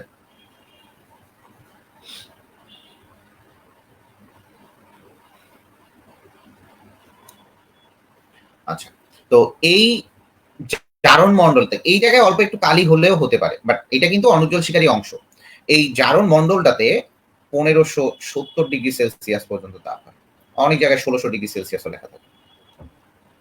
1570 ডিগ্রি সেলসিয়াস পর্যন্ত হয়, অনেক জায়গায় 1600 ডিগ্রি সেলসিয়াসও লেখা থাকে। ঠিক আছে, 1570 ডিগ্রি সেলসিয়াস পর্যন্ত তাপ হবে এবং অনেক জায়গায় 1600 ডিগ্রি সেলসিয়াসেও লেখা থাকে। তাহলে এখানে কি হবে বলো দেখি? আমাদের অ্যান্সার কি হবে? ডি হবে। ওই কমেন্ট টমেন্ট কেউ করে না, সব কি গাধা হয়ে গেছে নাকি? এই গাধার দলগুলা, কোথায় তোমরা? কোথায় তোমরা? তোমরা চলে গেলা কেন? কি সুন্দর 22-25 জন ছিল, কোথায় গেলা? হ্যাঁ, ক্লাসটা শেষ করতে হবে না? ক্লাসটা শেষ করতে হবে তো। তাহলে এখানে পূর্ণ দহন ঘটবে এবং এই জায়গায় 1570 ডিগ্রি সেলসিয়াস মতান্তরে 1600 ডিগ্রি সেলসিয়াস পর্যন্ত তাপ উৎপন্ন হতে পারে। ঠিক আছে, তো এই জিনিসগুলো পড়বেন যে বহিস্থ নীল বিজারণ মণ্ডলে নীল শিখাটা কেন হয়? নীল শিখাটা হয় হচ্ছে এই বিজারকের কারণে। এই জায়গায় কি পূর্ণ দহন ঘটে? হ্যাঁ, পূর্ণ দহন ঘটে, বাট এখানে হালকা পরিমাণ অপূর্ণ দহনও থাকতে পারে। আর এই জায়গাটাতে বহিস্থ জারণ মণ্ডলে সম্পূর্ণ পূর্ণ দহন ঘটে, এই জায়গায় পূর্ণ দহন ঘটে এবং এই জায়গায় সব থেকে বেশি তাপ উৎপন্ন হয়, সব থেকে বেশি তাপ উৎপন্ন হবে। ঠিক আছে, সব থেকে বেশি তাপ উৎপন্ন হবে হচ্ছে এই জায়গাটাতে। ক্লিয়ার? সব থেকে বেশি তাপ উৎপন্ন হবে এই জায়গা থেকে। আচ্ছা, কমেন্ট করলে কনসেন্ট্রেশন ঠিক আছে, অ্যান্সার গুলো তো দিতে পারো। অ্যান্সার গুলো দিতে হবে, অ্যান্সার গুলো দিয়ে দিবা। হ্যাঁ, তোমাকে বলে নাই যে এখানে বড় বড় কমেন্ট করো, অ্যান্সার গুলো দিবা। আচ্ছা, এই জায়গাটা থেকে তুমি স্পিরিট ল্যাম্পটাও পড়বা, ভালো করে বুঝবা। স্পিরিট ল্যাম্প, এখানে স্পিরিট ল্যাম্পের মনে হয় ইয়ে নাই, তো স্পিরিট ল্যাম্পের ইয়েটা পড়বা যে রেকটিফাইড স্পিরিট বলা হয়। জ্বালানি কোনটা? Rectified spirit, rectified spirit, rectified spirit কোনটা ভাইয়া? ডি না, বি না, ডি হবে। রেকটিফাইড স্পিরিট কোনটা? 95.6% ইথানল, ইথানল আর প্লাস হচ্ছে 4.4% পানি। এটা হচ্ছে রেকটিফাইড স্পিরিট, এটা হচ্ছে রেকটিফাইড স্পিরিট। ঠিক আছে, আর এটা হচ্ছে রেকটিফাইড স্পিরিটের সংকেত এটা। আর যেখানে আমরা এই স্পিরিট ল্যাম্পের যে জ্বালানি সেটাকে বলা হচ্ছে মিথিলেটেড স্পিরিট।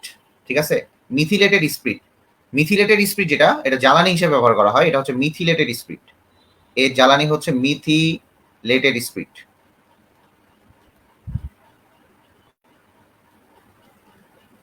আর এটা হচ্ছে রেকটিফাইড স্পিরিট প্লাস পানি, rectified spirit plus 5% methanol, sorry পানি না, মিথানল। এটা হচ্ছে মিথিলেটেড স্পিরিট যেটা আছে, মিথিলেটেড স্পিরিট যেটা আছে, এই মিথিলেটেড স্পিরিটের জ্বালানি এটা পড়বেন। মিথিলেটেড স্পিরিটের জ্বালানি কোনটা? রেকটিফাইড স্পিরিটের সংকেতটা পড়বেন। আর মিথিলেটেড স্পিরিট কোনটা? তাহলে তোমার এখানে যে জ্বালানি, তাহলে স্পিরিট ল্যাম্পের জ্বালানি হচ্ছে মিথিলেটেড স্পিরিট। এই মিথিলেটেড স্পিরিট হচ্ছে রেকটিফাইড স্পিরিট প্লাস 5% মিথানল।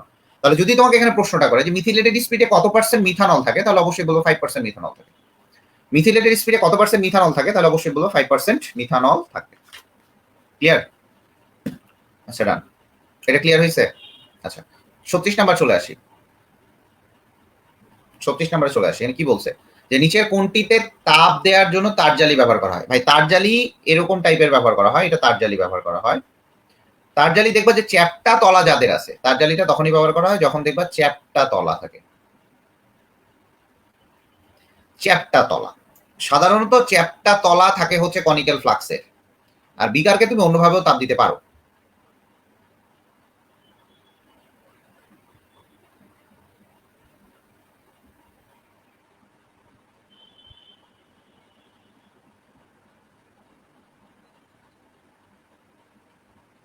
ঠিক আছে, দেখো চ্যাপ্টা তলা তুমি যে কোনো সময় করতে পারো। চ্যাপ্টা তলা বিশিষ্ট, তো চ্যাপ্টা তলা কার আছে? কনিক্যাল ফ্লাক্সের আছে, কনিক্যাল ফ্লাক্সের আছে। এই পোর্সেলিন বাটিটা আছে না, এই পোর্সেলিন বাটিটা এক ধরনের ছোট্ট বাটি, এই যে এরকম টাইপের বাটি, কুসিবল বলা হয় অনেক সময়, কুসিবলও বলে অনেক সময়। এটা অনেক বেশি তাপ সহিষ্ণু, 1700 ডিগ্রি সেলসিয়াস পর্যন্ত তাপ নিতে পারে।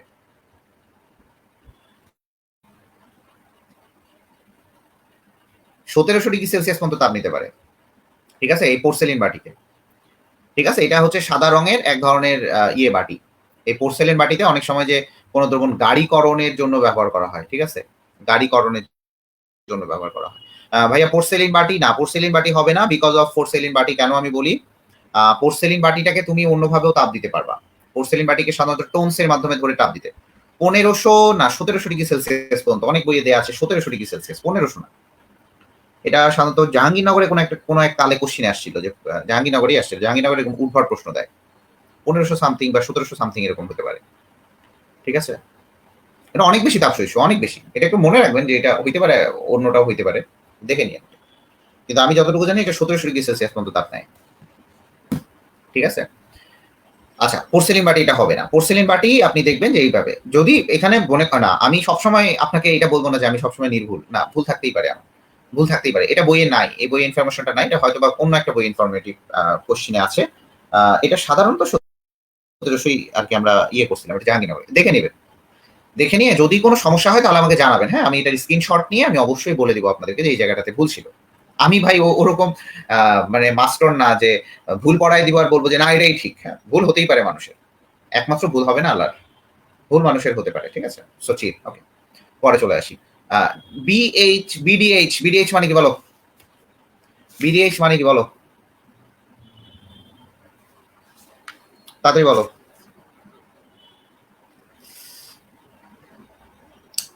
বিডিএইচ মানে কি? British drug house. আপনাকে সবগুলা করতে হবে এখানে। বিডিএইচ মানে হচ্ছে ব্রিটিশ ড্রাগ হাউস। এই ব্রিটিশ ড্রাগ হাউস কোম্পানির কেনা ডাই মিথাইল ইথারের বোতলে তুমি নিচের কোন হ্যাজার্ড সিম্বলটি লেভেল দেখতে পাবে? আচ্ছা, ডাই মিথাইল কি? Die methyl ether. তো ডাই মিথাইল ইথার হচ্ছে তোমার দাহ্য পদার্থ, দাহ্য পদার্থ। তো ডাইমিথাইল ইথার হচ্ছে দাহ্য পদার্থ। আর কি কি দাহ্য পদার্থ আছে আমরা পরে আসতেছি। তো দাহ্য পদার্থ যদি হয়ে থাকে তাহলে দেখবেন যে দাহ্য পদার্থগুলা সাধারণত জলে, আগুন জ্বলে। এই দাহ্য পদার্থগুলো আগুন জ্বলে, তার মানে এই যে আগুন জ্বলে। আর এই যে ও এর উপরে যেটা দেখবেন, অক্সিজেন মানে জারক, যেমন অক্সিজেন জারক মনে রাখবেন, ও এর উপরে জ্বললে মনে রাখবেন জারক। এটা ও এর উপরে জ্বললে মনে রাখবেন জারক, ঠিক আছে। ও এর উপরে জ্বললে মনে রাখবেন জারক, ঠিক আছে। আরো দাহ্য পদার্থ কোনগুলো ভাইয়া দেখি, একটু রিভিশন দিয়ে নেই। বিজার সোডিয়াম, সোডিয়াম হাইড্রাইড, যে যতগুলো বিজারক পদার্থ আছে, lithium, aluminium hydride, zinc powder, zinc powder, LPG মনে রাখবেন, সিএনজি, অ্যাসিটিলিন,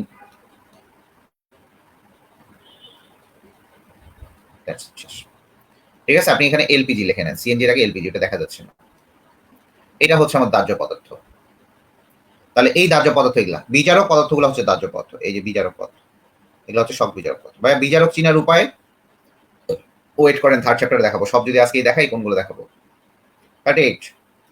অক্সিজেনের উপর আগুন জ্বলতেছে, তার মানে এটা জারক পদার্থ। ভাই চোখ বন্ধ করে বলবা জারক পদার্থ। অক্সিজেনের উপর আগুন জ্বললেই জারক পদার্থ। অক্সিজেনের উপর আগুন জ্বললেই কি? জারক পদার্থ। 39, খালি আগুন জ্বলতেছে মানে দাহ্য পদার্থ। খালি আগুন দাহ্য, খালি আগুন দাহ্য, খালি আগুন দাহ্য।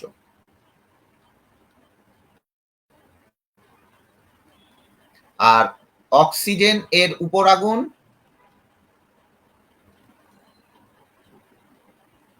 জারক। চলে আসি এক্সআই। এক্সআই, এক্সআই কি বলো দেখি? এক্সআই হচ্ছে উত্তেজক ভাইয়া, এক্সআই হচ্ছে উত্তেজক। ক্ষতিকর কোনটা ভাইয়া? এক্স এন যদি থাকে, এক্স এন মানে মনে রাখবেন এক্সআই। ইবলিশ, আই দিয়ে মনে রাখবেন ইবলিশ, মানে আই দিয়ে ইবলিশ মানে উত্তেজিত করে দেয়। ইবলিশ তোমাকে উত্তেজিত করে দেয় কখন? যখন তুমি মেয়ে দেখো।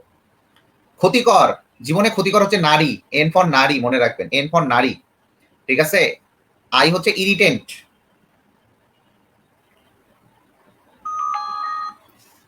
হ্যাঁ তন্ময়, বাসায় রে? না, আমার খুবই পেটটা ব্যথা করতেছিল, বাসাতেই ক্লাস নিচ্ছি। তুমি কি আসছো নাকি ওইদিকে? না আমি হচ্ছে কালকে দরকার হলে, তোমার কি কালকে পরীক্ষা আছে? ও আচ্ছা, আমি কালকে মনে হয় যাবো, আমি গেলে তোমাকে ডাক দিব না, আমি ওই জন্য ফোন দিই নাই তোমাকে, আমাকে ফোন দিয়ে তারপরে বের হইও। হ্যাঁ ঠিক আছে। দেখো বিস্ফোরক পদার্থ, বিস্ফোরকের যে তোমার ইয়েটা দেখো, আই দিয়ে তুমি মনে রাখবা ইরিটেন্ট, ইরিটেন্ট ইবলিস, এটাও মনে রাখতে পারো, ইরিটেন্ট অনেক সময় অনেকে মনে রাখে না, ঠিক আছে। আই ফর, এন ফর নারী, এন ফর নারী, নারীরা খুব ক্ষতিকর হয়, খুব দুষ্টু তারা, নারীরা ছেলেদের খুব ক্ষতি করে, তো এন ফর নারী তার মানে ক্ষতিকর হচ্ছে নারী। হ্যাঁ আচ্ছা, বিস্ফোরক পদার্থ, বিস্ফোরক পদার্থ কোনটা বলো দেখি, বিস্ফোরক পদার্থ কোনগুলা, বিস্ফোরক পদার্থের কোনটা, এক্সপ্লোসিভ, ভালো করে বুঝবা, বিস্ফোরক পদার্থ কোনগুলা ভাইয়া, এক্সপ্লোসিভ, এক্সপ্লোসিভ হচ্ছে বিস্ফোরক পদার্থ, এক্সপ্লোসিভের ই দিয়ে এটা মনে রাখবা, এক্সপ্লোসিভ হচ্ছে বিস্ফোরক পদার্থ। পরিবেশ দূষক, পরিবেশ দূষক হচ্ছে ন্যাচার, এন দিয়ে প্রকাশ করা হয়, ন্যাচারাল, ন্যাচারের এন এটা, ঠিক আছে, ন্যাচারাল, ঠিক আছে, ন্যাচারাল এটা মনে রাখবেন। বিস্ফোরক পদার্থ হচ্ছে টিএনটি, হ্যাঁ মনে রাখবেন, টিএনটি গান পাউডার এই টাইপের গুলো হয়, ঠিক আছে, টিএনটি হয়, তারপরে পার অক্সাইড যেটা হয় জৈব পার অক্সাইড, তারপরে গান পাউডার, মেটাল অ্যাজাইট এই টাইপের গুলো হচ্ছে, মেটাল অ্যাজাইট এই টাইপের গুলো হচ্ছে হয় বিস্ফোরক পদার্থ। আচ্ছা, এমএসডিএস পূর্ণ অর্থ material safety and data sheets, material safety and data sheets, এই যে এটা material safety, material safety data sheet, material safety data sheet, ঠিক আছে, ম্যাটেরিয়াল সেফটি ডেটা শিট।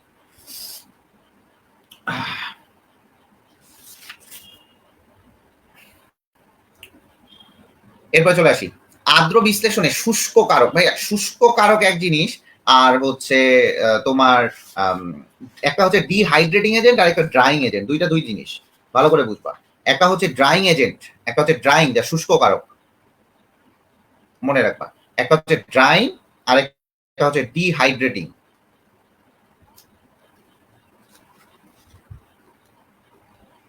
একটা ড্রাইং আর একটা ডিহাইড্রেটিং। ভাই ড্রাইং এজেন্টটা কি করে, ড্রাইং এজেন্টটা করে কি, পরিবেশে থেকে জলীয় বাষ্প শোষণ করে, পরিবেশ থেকে জলীয় বাষ্প শোষণ করে, হ্যাঁ পরিবেশ থেকে জলীয় বাষ্প শোষণ করে।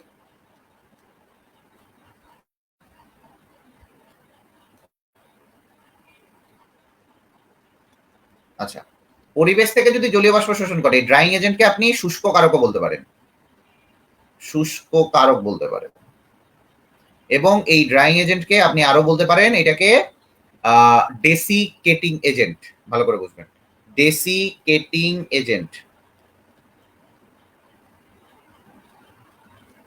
ডেসিকেটিং এজেন্ট, হ্যাঁ। তো এই জিনিসটা বলতে পারেন ড্রাইং এজেন্ট। তাহলে পরিবেশ থেকে জলীয় বাষ্প শোষণ করে, কারা শোষণ করে ভাইয়া, দেখা যায় ক্যালসিয়াম ক্লোরাইড শোষণ করে, পটাশিয়াম ক্লোরাইড শোষণ করে, ম্যাগনেসিয়াম সালফেট শোষণ করে, তারপরে হচ্ছে সাদা P2O5 ফসফরাস পেন্টাঅক্সাইড শোষণ করে, সিলিকা জেল, বইয়ের মধ্যে দেখবেন নতুন নতুন ব্যাগের মধ্যে দেখবেন একটা করে পটলা থাকে, ওই পটলাটাই হচ্ছে সিলিকা জেল, নতুন নতুন পটলা থাকে, ওই পটলাটাই সিলিকা জেল। ডিহাইড্রেটিং এজেন্ট কোনগুলা, যেটা অনুস্থিত, একটা অনুস্থিত জলীয় বাষ্প পানি বের করে দেয়, অণুর মধ্য থেকে অনুস্থিত পানি বের করে দেবে, অনুস্থিত পানি বের করতে হবে, অনুস্থিত পানি যেটা বের করে সেটাই হচ্ছে dehydrating agent, clear, dehydrating agent. যেমন এই ডিহাইড্রেটিং এজেন্ট হচ্ছে অ্যালুমিনা, তারপরে হচ্ছে পটাশিয়াম বাইসালফেট, ঠিক আছে, এরপরে কনসেন্ট্রেটেড H2SO4, তারপরে হচ্ছে কনসেন্ট্রেটেড H3PO4, এই জিনিসগুলো হচ্ছে নিরোধক পদার্থ অথবা ডিহাইড্রেটিং এজেন্ট, এটাকে বলা হয় নিরোধক পদার্থ, নিরোধক পদার্থ। এবং আপনি দেখবেন যে এই জায়গায় P2O5, ভালো করে বুঝবেন, P2O5 এবং H2SO4, H2SO4 কিন্তু আপনার এখানেও কাজ করে, H2SO4 এই জায়গায়ও কাজ করে, এই দুই জায়গায় আছে, দ্যাট মিনস ডিহাইড্রেটিং এবং ড্রাইং দুই এজেন্টেই কাজ করে। ভাইয়া মনে রাখবো কিভাবে, পরীক্ষার সময় তো ভুল হয়ে যায়। ড্রাই মানে মনে রাখবেন শুষ্ক করে দেয়া, শুষ্ক করে দেয়া, ড্রাই মানে শুষ্ক করা, ডিহাইড্রেটেড মানে পানি শোষণ করা। যখন আপনি দেখবেন যে আপনার যখন পেট খারাপ হয় তখন বলবে ডিহাইড্রেশন হয়ে গেছে, মানে আপনার পেট থেকে পানিটা শোষিত হয়েছে, ডিহাইড্রেটেড হয়ে যাওয়া, দ্যাট মিনস পানিটা শুষে নেই আপনার ভিতর থেকে।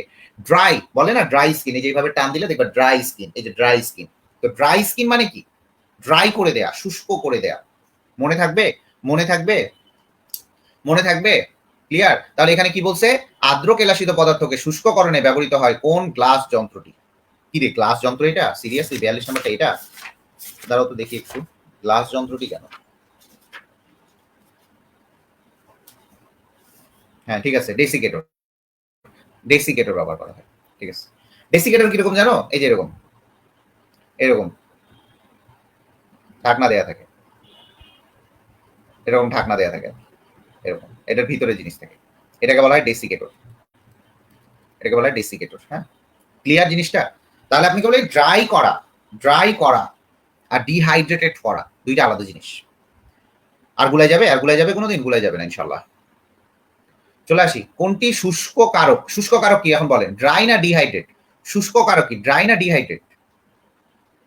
শুষ্ক কারকটা কি, ড্রাই না ডিহাইড্রেট? বলেন, তাড়াতাড়ি বলবেন। শুষ্ক কারকটা কি, ড্রাই না ডিহাইড্রেট? হ্যাঁ, শুষ্ক কারক হচ্ছে ড্রাই এবং ডিহাইড্রেট। এটা কখনোই না, এটা কখনোই না, এটা কখনোই না, এটা বোথ। এই dry, good, drying agent. LPG আর সিএনজি একটু আগেই বললাম, এগুলা জলে, খালি জলে মানে দাহ্য, খালি জলে, যেগুলা খালি জলে সেটা দাহ্য। সেমি মাইক্রো অ্যানালাইসিস পদ্ধতিতে নমুনার ক্ষেত্রে, সেমি মাইক্রো অ্যানালাইসিসের ক্ষেত্রে নমুনার ক্ষেত্রে কত ইয়ে ব্যবহার করা হয় দেখো। সেমি মাইক্রোতে নমুনা পদার্থ ব্যবহার করা হয়েছে 0.05 গ্রাম থেকে আপনার 0.2 গ্রাম। শুধু গ্রামে থাকবে না ভাইয়া, গ্রামে থাকবে না, এটা যে কোনো মিলিগ্রামেও থাকতে পারে। দেখেন এটা 50 মিলিগ্রাম থেকে 200 মিলিগ্রাম পর্যন্ত হতে পারে, 50 মিলিগ্রাম থেকে 200 মিলিগ্রাম হতে পারে। এবং এটা আপনার যদি মাইক্রোগ্রামে থাকে তাহলে 5 ইন্টু 10⁴ মাইক্রোগ্রাম থেকে 2 ইন্টু 10⁵ মাইক্রোগ্রাম পর্যন্ত হবে। আপনার যে কোনোটাই দিতে পারে। এটা হচ্ছে আপনার ভর। যদি আয়তন থাকে, আয়তন থাকলে দেখবেন 2 থেকে 4 ml পর্যন্ত হয়। এটা লিটারে যদি আসে 2 ইন্টু 10⁻³ থেকে 4 ইন্টু 10⁻³ লিটার। ঠিক আছে, এরকম ভাবে আসতে পারে। আপনার শুধুমাত্র যে মিলিগ্রামে থাকবে, অনেক সময় মাইক্রোগ্রামেও দিয়ে দিতে পারে। তখন কি করবেন? তখন কি করবেন? আপনারা তো হাবুডুবু খাবেন, হাবুডুবু খাবেন, তখন কি করবেন? ঠিক আছে, ন্যানোগ্রামেও থাকতে পারে, ন্যানোগ্রামেও থাকতে পারে, ন্যানোগ্রামেও থাকতে পারে। ঠিক আছে,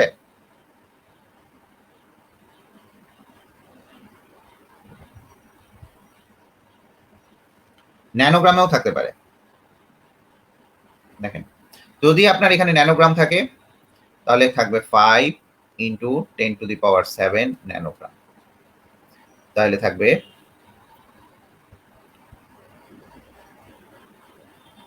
200 যদি হয় তাহলে 2 ইন্টু 10⁸ ন্যানোগ্রাম, ন্যানোগ্রাম।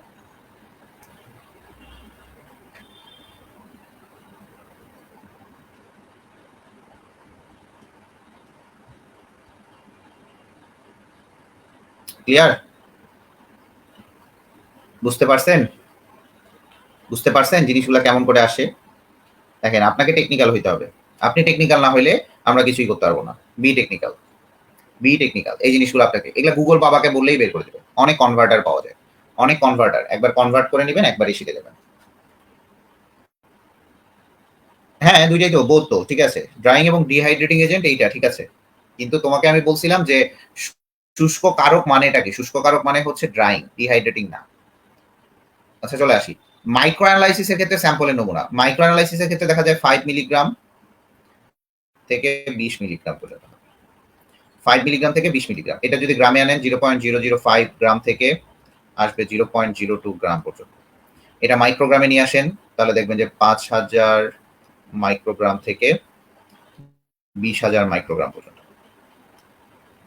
তাহলে আপনি এখানে ন্যানোগ্রামেও নিয়ে আসতে পারেন, কোনো সমস্যা নেই। আপনি এখানে ন্যানোগ্রামেও নিয়ে আসতে পারেন, এটা যে কোনোটাই আপনি আনতে পারেন। এখানে যে শুধু মিলিগ্রাম দেওয়া থাকবে, কেজি দেওয়া থাকবে, তারপরে কেজিতে আনতে পারেন আপনি, এখানে গ্রাম থেকে কেজিতেও আনতে পারেন, কোনো সমস্যা নেই, কেজিতে আনতে পারবেন।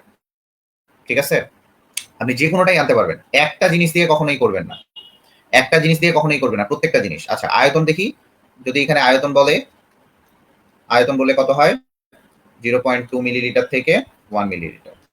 যদি লিটারে করেন, এই মিলিলিটারের জায়গায় অনেক সময় সেন্টিমিটার কিউব দেওয়া থাকে বা সিসি দেওয়া থাকবে। সাধারণত বর্তমান যুগে সিসি ব্যবহার করা হয়। আর যদি এরকম করি 0.2 ইন্টু 10⁻³ বা আমি এটাও করতে পারি 2 ইন্টু 10⁻⁴ থেকে 1 ইন্টু 10⁻³ লিটার পর্যন্ত করতে পারি, কারণ 2 টাইপ আসে নিয়ে আসছি। লিটারের জায়গায় অনেক সময় ডেসিমিটার কিউবও দেওয়া থাকতে পারে। আবার বলি, লিটারের জায়গায় অনেক সময় ডেসিমিটার কিউব দেওয়া থাকতে পারে। তাহলে এই ডেসিমিটার কিউবও যা, লিটারও তা, সিসিও যা, মিলিলিটারও তা। আমার কথা বুঝছেন? তাহলে এখানে অ্যান্সার কত আসবে? 5 মিলিগ্রাম। এই যে আপনার বইয়ের মতোই দেয়া থাকবে, একটু ট্রিকি হন।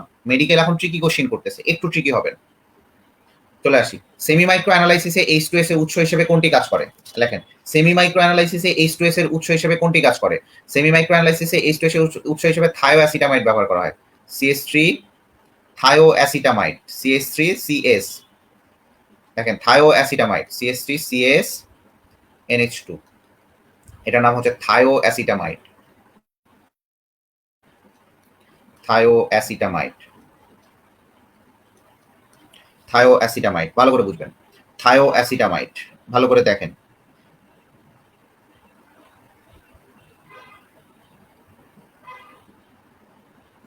থায়োঅ্যাসিটামাইড, ঠিক আছে? এটা হচ্ছে মেইনলি এটা যেটা তুমি এটা এইভাবেও যদি থাকে আপনার একটু বুঝবেন, এটার আণবিক ফর্মুলাও থাকতে পারে, বা এটা যদি এরকম করে করি C2H5NS, এটাও হচ্ছে থায়োঅ্যাসিটামাইড। এটা একটা organo phosphor, organo sulphur, phosphor তো না, সালফার, অর্গানো সালফার, ঠিক আছে? এটা হচ্ছে অর্গানো সালফার। এখন চলে আসি অর্গানো সালফার। আচ্ছা, এখন প্রশ্ন আসে যে ভাইয়া থায়োঅ্যাসিটামাইড যেটা আছে, থায়োঅ্যাসিটামাইড এটার কি অন্য কোনো নামে আমরা প্রকাশ করতে পারি? একটা ব্যথা হচ্ছে, হ্যাঁ, আমার মানে শরীরটা খুবই খারাপ যাচ্ছে, এই জন্য আমি বাসায় বসে ক্লাস নিচ্ছি, ভালো লাগতেছে না খুব একটা। চলে আসি। তো এই জায়গায় যেটা হয়, থায়োঅ্যাসিটামাইডের জায়গায় আপনি লিখতে পারেন যে ইথেন থায়ো অ্যামাইড। ইথেন কেন? কারণ দুইটা কার্বন আছে, থায়ো সালফার আছে, অ্যামাইড NH2 আছে। ভালো করে বুঝবেন, ইথেন থায়ো অ্যামাইড। এটার আরো একটা বলতে পারো অ্যাসিটো, অ্যাসিটো থায়ো অ্যামাইড, অ্যাসিটো থায়ো অ্যামাইড। যখন তুমি যেটাই করবা, আবারও বলি, যখন তুমি যেটাই করবা তখন সেটা ফুললি করবা, তোমাকে যেন প্রশ্নে আটকাতে না পারে। আমি আবারও বলি, তোমাকে যেন প্রশ্নে আটকাতে না পারে। প্রথম কথা এটা, তোমাকে যদি প্রশ্নে আটকায় তাহলে তুমি মনে করবা যে তোমার ওখানে ঘাপলা আছে। তো তোমার শুধুমাত্র থায়োঅ্যাসিটামাইড দেয়া আছে, তুমি থায়োঅ্যাসিটামাইডটা কি যদি তোমাকে ঠিক ওই ফর্মুলাটা জাস্ট এইভাবে পেঁচায় দেয়, তাহলে যখন মনে করবা যে আমি এটা পারতেছি না। থায়ো কখন থাকে? যখন সালফার, এই যে থায়ো নামটা কখন হয়, থায়ো নামটা কখন হয় সেটা বুঝতে হবে সর্বপ্রথম। অ্যামাইড কখন হয়, অ্যামাইড কখন হয়, সেই নামটা কখন হয় তখন বুঝতে হবে। তোমাকে যদি এখানে দেয় যে ইথেন থায়ো অ্যামাইড, তখন তুমি যদি আবার মনে করো আল্লাহ এটা তো আমি পড়ি নাই, আল্লাহ কি হবে ভাইয়া, ইথেন মানে C2, এই যে C2H5 তো আছে এখানে, তাহলে ইথেন হচ্ছে এখানে। অ্যাসিডও হয়, C2H5 অ্যাসিডও হয়। তো তোমাকে এই দুইটা জিনিস ভালো মতো পড়তে হবে যে কোন জিনিসটা, তাহলে এই জিনিসটা থায়োঅ্যাসিটামাইড। এইটা থায়োঅ্যাসিটামাইড। H2S এর উৎস যদি ম্যাক্রো অ্যানালাইসিসে পড়ো, ম্যাক্রো অ্যানালাইসিসে H2S এর উৎস যদি ম্যাক্রো অ্যানালাইসিসে পড়ো, ম্যাক্রো অ্যানালাইসিসে, তাহলে এটা হচ্ছে তোমার FeS, H2S এর উৎস হিসাবে FeS ব্যবহার করা হয়, ঠিক আছে? আয়রন সালফাইড, এটা ড হবে কিন্তু, ড সালফাইড, ড। ক্লিয়ার? এই কথাগুলো ক্লিয়ার? কিভাবে পড়তে হয় দেখেন, রিভিশন দিবেন যখন এইভাবে পড়ে যাবেন, আপনাকে যেন আটকাইতে না পারে কেউ। আপনি কেন আটকাবেন? আজব কথাবার্তা। এখানে একটা নাম পড়লে কিছুই হবে না, এক্সট্রা নাম পড়লে কিচ্ছু হয় না। চলে আসি ব্যবহারিক ক্ষেত্রে বিষাক্ত বেঞ্জিনের পরিবর্তে, ভাই এই পুরো একটা ছক আছে, এই পুরো একটা ছক আছে। বেঞ্জিনের পরিবর্তে কি ব্যবহার করা হয়? বেঞ্জিনের পরিবর্তে টলুইন ব্যবহার করা হয়। টলুইনের সংকেত কি? এই যে এরকম CH3। এটা আবার অপর নাম কি? Methyl benzene. টলুইন না বলে এটাও বলতে পারে মিথাইল বেঞ্জিন। যদি তোমাকে টলুইন না বললো, ভাইয়া টলুইন বললো না, যদি এখানে বলে বিষাক্ত বেঞ্জিনের পরিবর্তে বিকল্প রূপে কোনটি ব্যবহার করা হয়, নিচে লেখা থাকলো মিথাইল বেঞ্জিন, পারবেন? তখন মাথা ঘুরে যাবে, আল্লাহ এটা কি অবস্থা, ছি ছি ছি, জঘন্য অবস্থা। টলুইন না দিয়ে কি বললো, এই জায়গায় টলুইন দিল না, বললো মিথাইল বেঞ্জিন, তখন আপনি পারবেন? পারতে হবে। এই বেঞ্জিনটা যদি আমার সুপারভাইজার দেখতো, আমাকে আমার থিসিস করতে দিত না।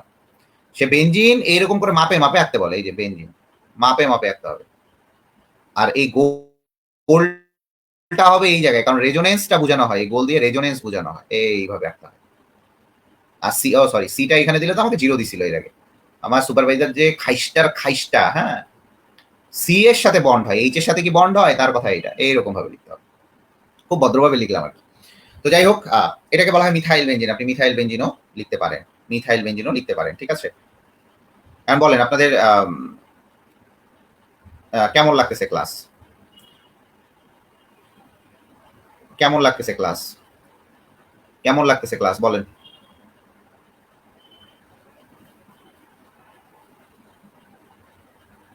কেমন লাগতেছে ক্লাস?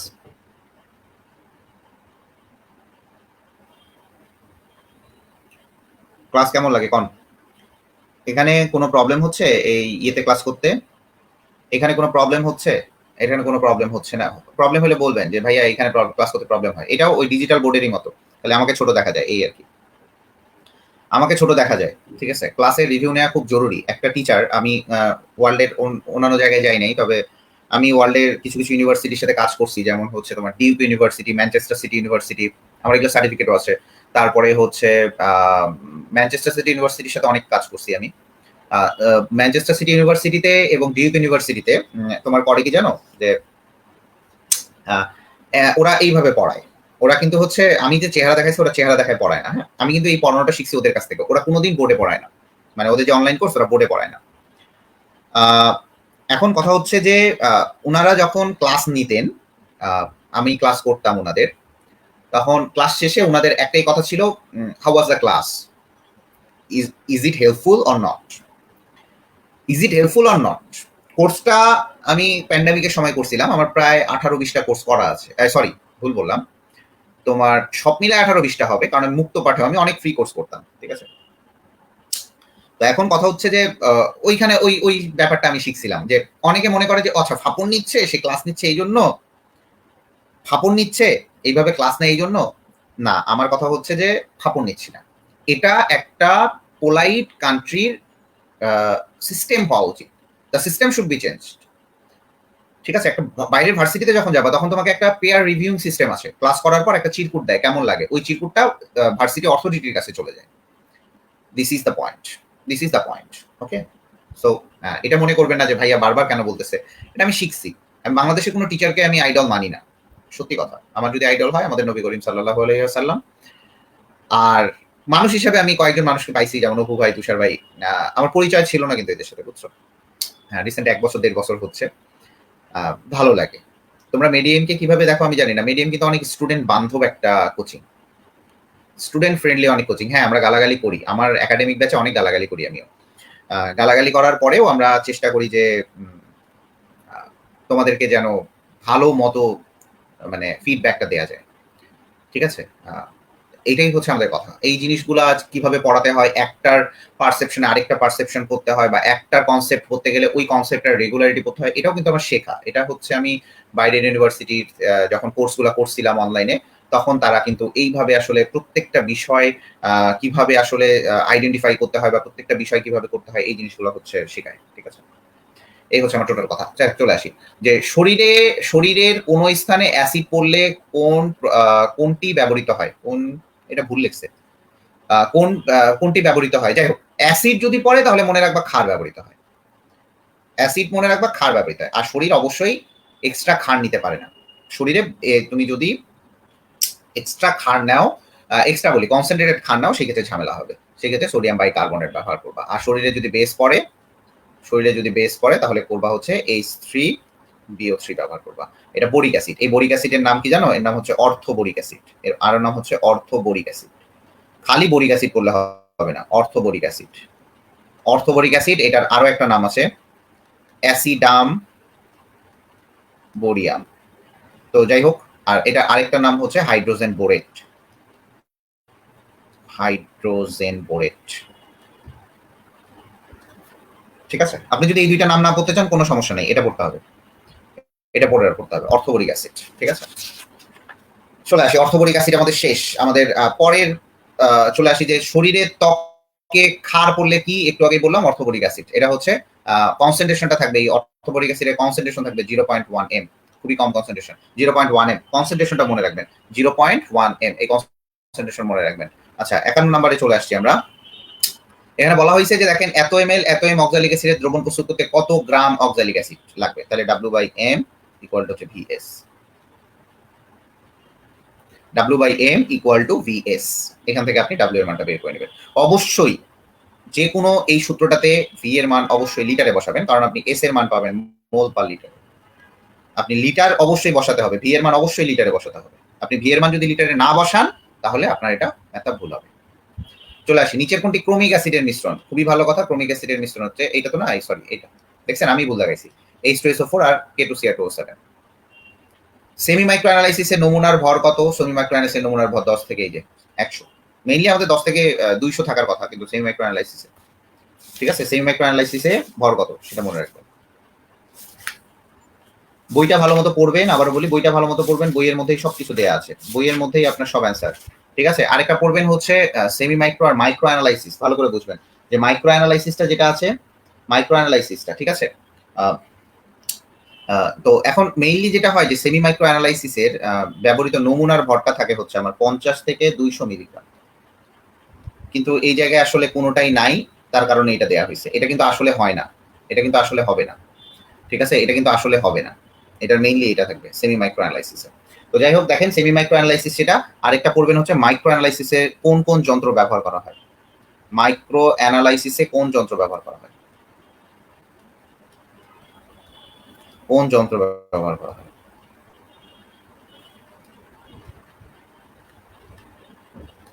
এটা পড়বেন HPLC, GPLC, HPLC, IR, UV, NMR, মানে অনেকগুলো, এখানকার সব উদাহরণগুলো পড়বেন, ঠিক আছে।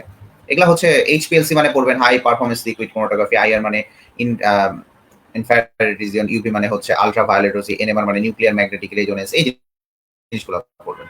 IR মানে কি? ইনফ্রারেড, ঠিক আছে।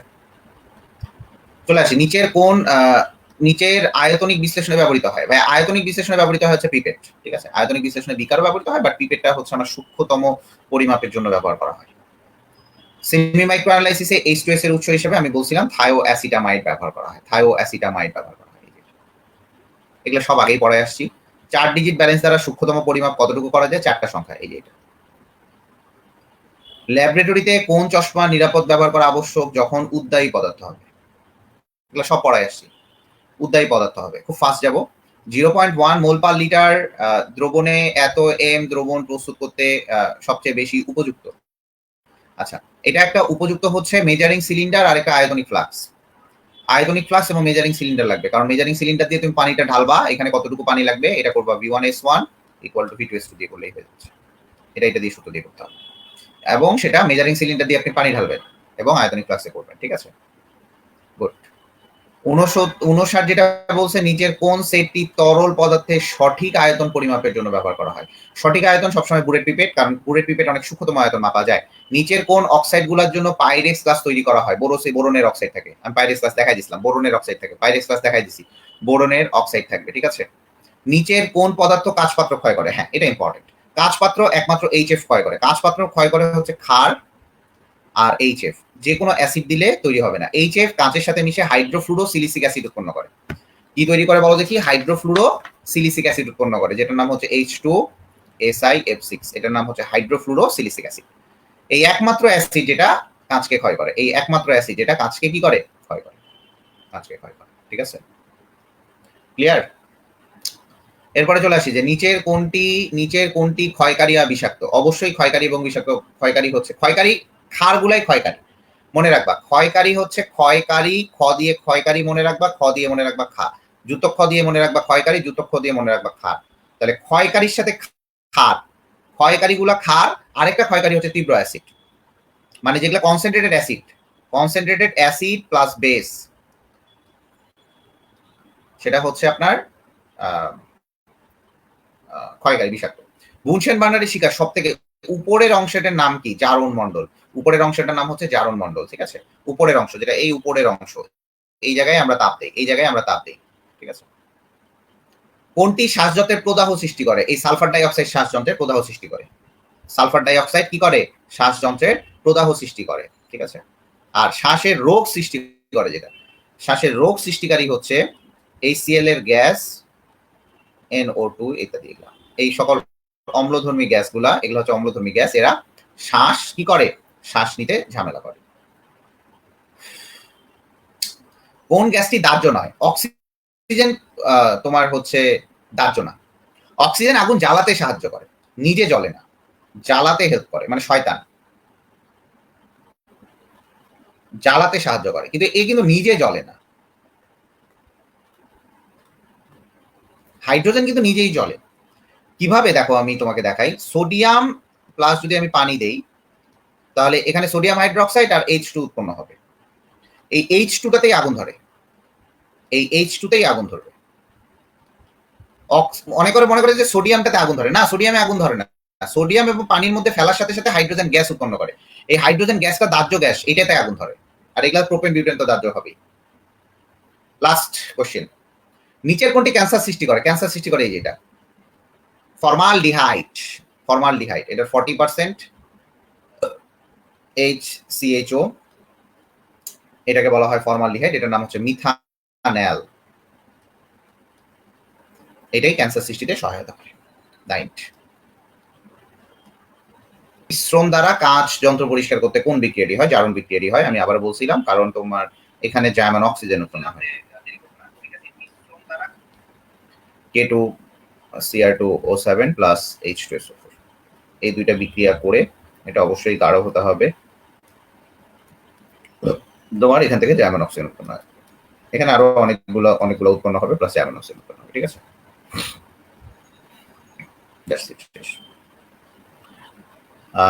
এরপরে চলে আসি যে বুনশেন বার্নারে অনুজ্জ্বল শিখা। এটা ইম্পর্টেন্ট। কি তোমরা কই? তোমরা কি আসতে দেরি হবে আরো? আর 5 মিনিট পর ওয়েট করবো? 5 মিনিট ওয়েট করবো? তোমাদেরকে আসতে লেট হবে আরো সবার?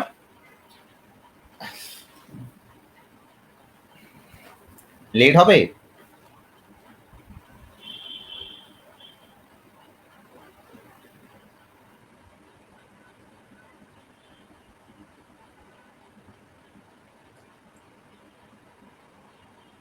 লেট হলে বলবা।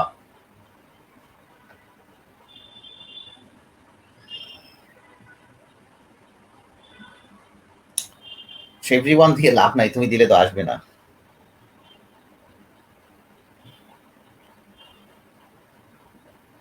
আচ্ছা ঠিক আছে, চলে আসতেছে সবাই। ঠিক আছে, চলে আসি যে বুনশেন বার্নারে জারণ শিখা। একটু বোঝার চেষ্টা করবেন যে বুনশেন বার্নারে দুই ধরনের শিখা পাওয়া যায়, একটা হচ্ছে অনুজ্জ্বল শিখা আর একটা উজ্জ্বল শিখা। অনুজ্জ্বল শিখা আর একটা উজ্জ্বল শিখা।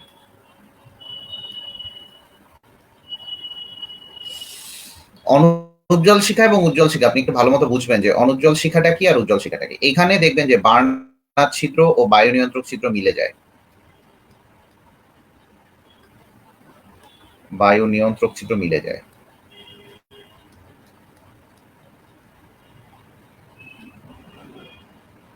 বাট এখানে এটা হয় না, এখানে এটা হয় না, যার কারণে এখানে কালি হবে। কালি হবে প্লাস হচ্ছে কম তাপ উৎপন্ন হবে।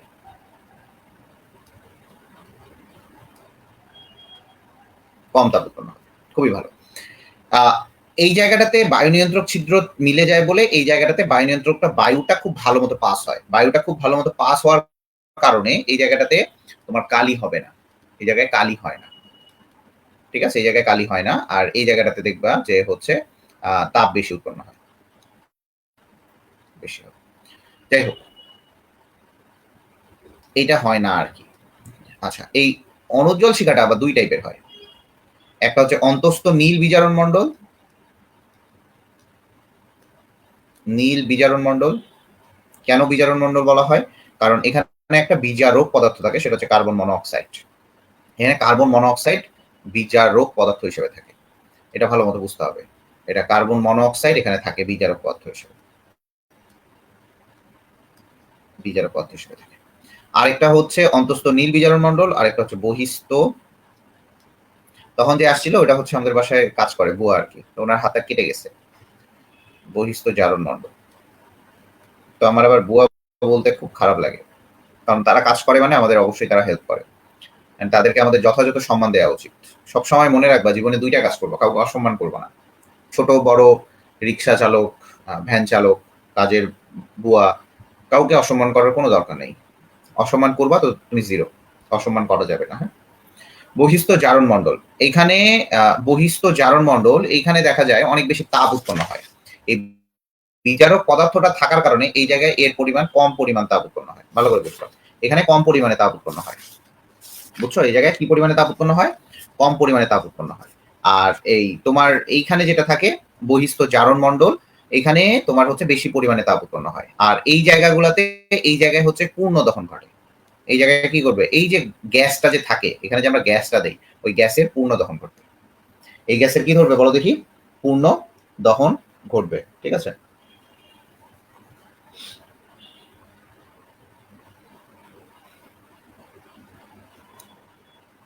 আচ্ছা। তো এই জারণ মণ্ডলতে এই জায়গায় অল্প একটু কালি হলেও হতে পারে, বাট এটা কিন্তু অনুজ্জ্বল শিকারী অংশ। এই জারণ মণ্ডলটাতে 1570 ডিগ্রি সেলসিয়াস পর্যন্ত তাপ হয়। অনেক জায়গায় 1600 ডিগ্রি সেলসিয়াসও লেখা থাকে। 1570 ডিগ্রি সেলসিয়াস পর্যন্ত হয়, অনেক জায়গায় 1600 ডিগ্রি সেলসিয়াসও লেখা থাকে। ঠিক আছে, 1570 ডিগ্রি সেলসিয়াস পর্যন্ত তাপ হবে এবং অনেক জায়গায় 1600 ডিগ্রি সেলসিয়াসেও লেখা থাকে। তাহলে এখানে কি হবে বলো দেখি, আমাদের অ্যান্সার কি হবে? ডি হবে। ওই কমেন্ট টমেন্ট কেউ করে না, সব কি গাধা হয়ে গেছে নাকি? এই গাধার দলগুলা, কোথায় তোমরা, কোথায় তোমরা? হুম, তোমরা চলে গেলা কেন? কি সুন্দর 22-25 জন ছিল, কোথায় গেলা? হ্যাঁ, ক্লাসটা শেষ করতে হবে না? ক্লাসটা শেষ করতে হবে তো। তাহলে এখানে পূর্ণ দহন ঘটবে এবং এই জায়গায় 1570 ডিগ্রি সেলসিয়াস মতান্তরে 1600 ডিগ্রি সেলসিয়াস পর্যন্ত তাপ উৎপন্ন হতে পারে। ঠিক আছে, তো এই জিনিসগুলো পড়বেন যে বহিস্থ নীল বিজারণ মণ্ডলে নীল শিখাটা কেন হয়। নীল শিখাটা হয় হচ্ছে এই বিজারকের কারণে। এই জায়গায় কি পূর্ণ দহন ঘটে? হ্যাঁ, পূর্ণ দহন ঘটে, বাট এখানে হালকা পরিমাণ অপূর্ণ দহনও থাকতে পারে। আর এই জায়গাটাতে বহিস্থ জারণ মণ্ডলে সম্পূর্ণ পূর্ণ দহন ঘটে, এই জায়গায় পূর্ণ দহন ঘটে এবং এই জায়গায় সব থেকে বেশি তাপ উৎপন্ন হয়, সব থেকে বেশি তাপ উৎপন্ন হবে। ঠিক আছে, সব থেকে বেশি তাপ উৎপন্ন হবে হচ্ছে এই জায়গাটাতে। ক্লিয়ার? সব থেকে বেশি তাপ উৎপন্ন হবে এই জায়গা থেকে। আচ্ছা, কমেন্ট করলে কনসেন্ট্রেশন ঠিক আছে, অ্যান্সার গুলো তো দিতে পারো। অ্যান্সার গুলো দিতে হবে, অ্যান্সার গুলো দিয়ে দিবা। হ্যাঁ,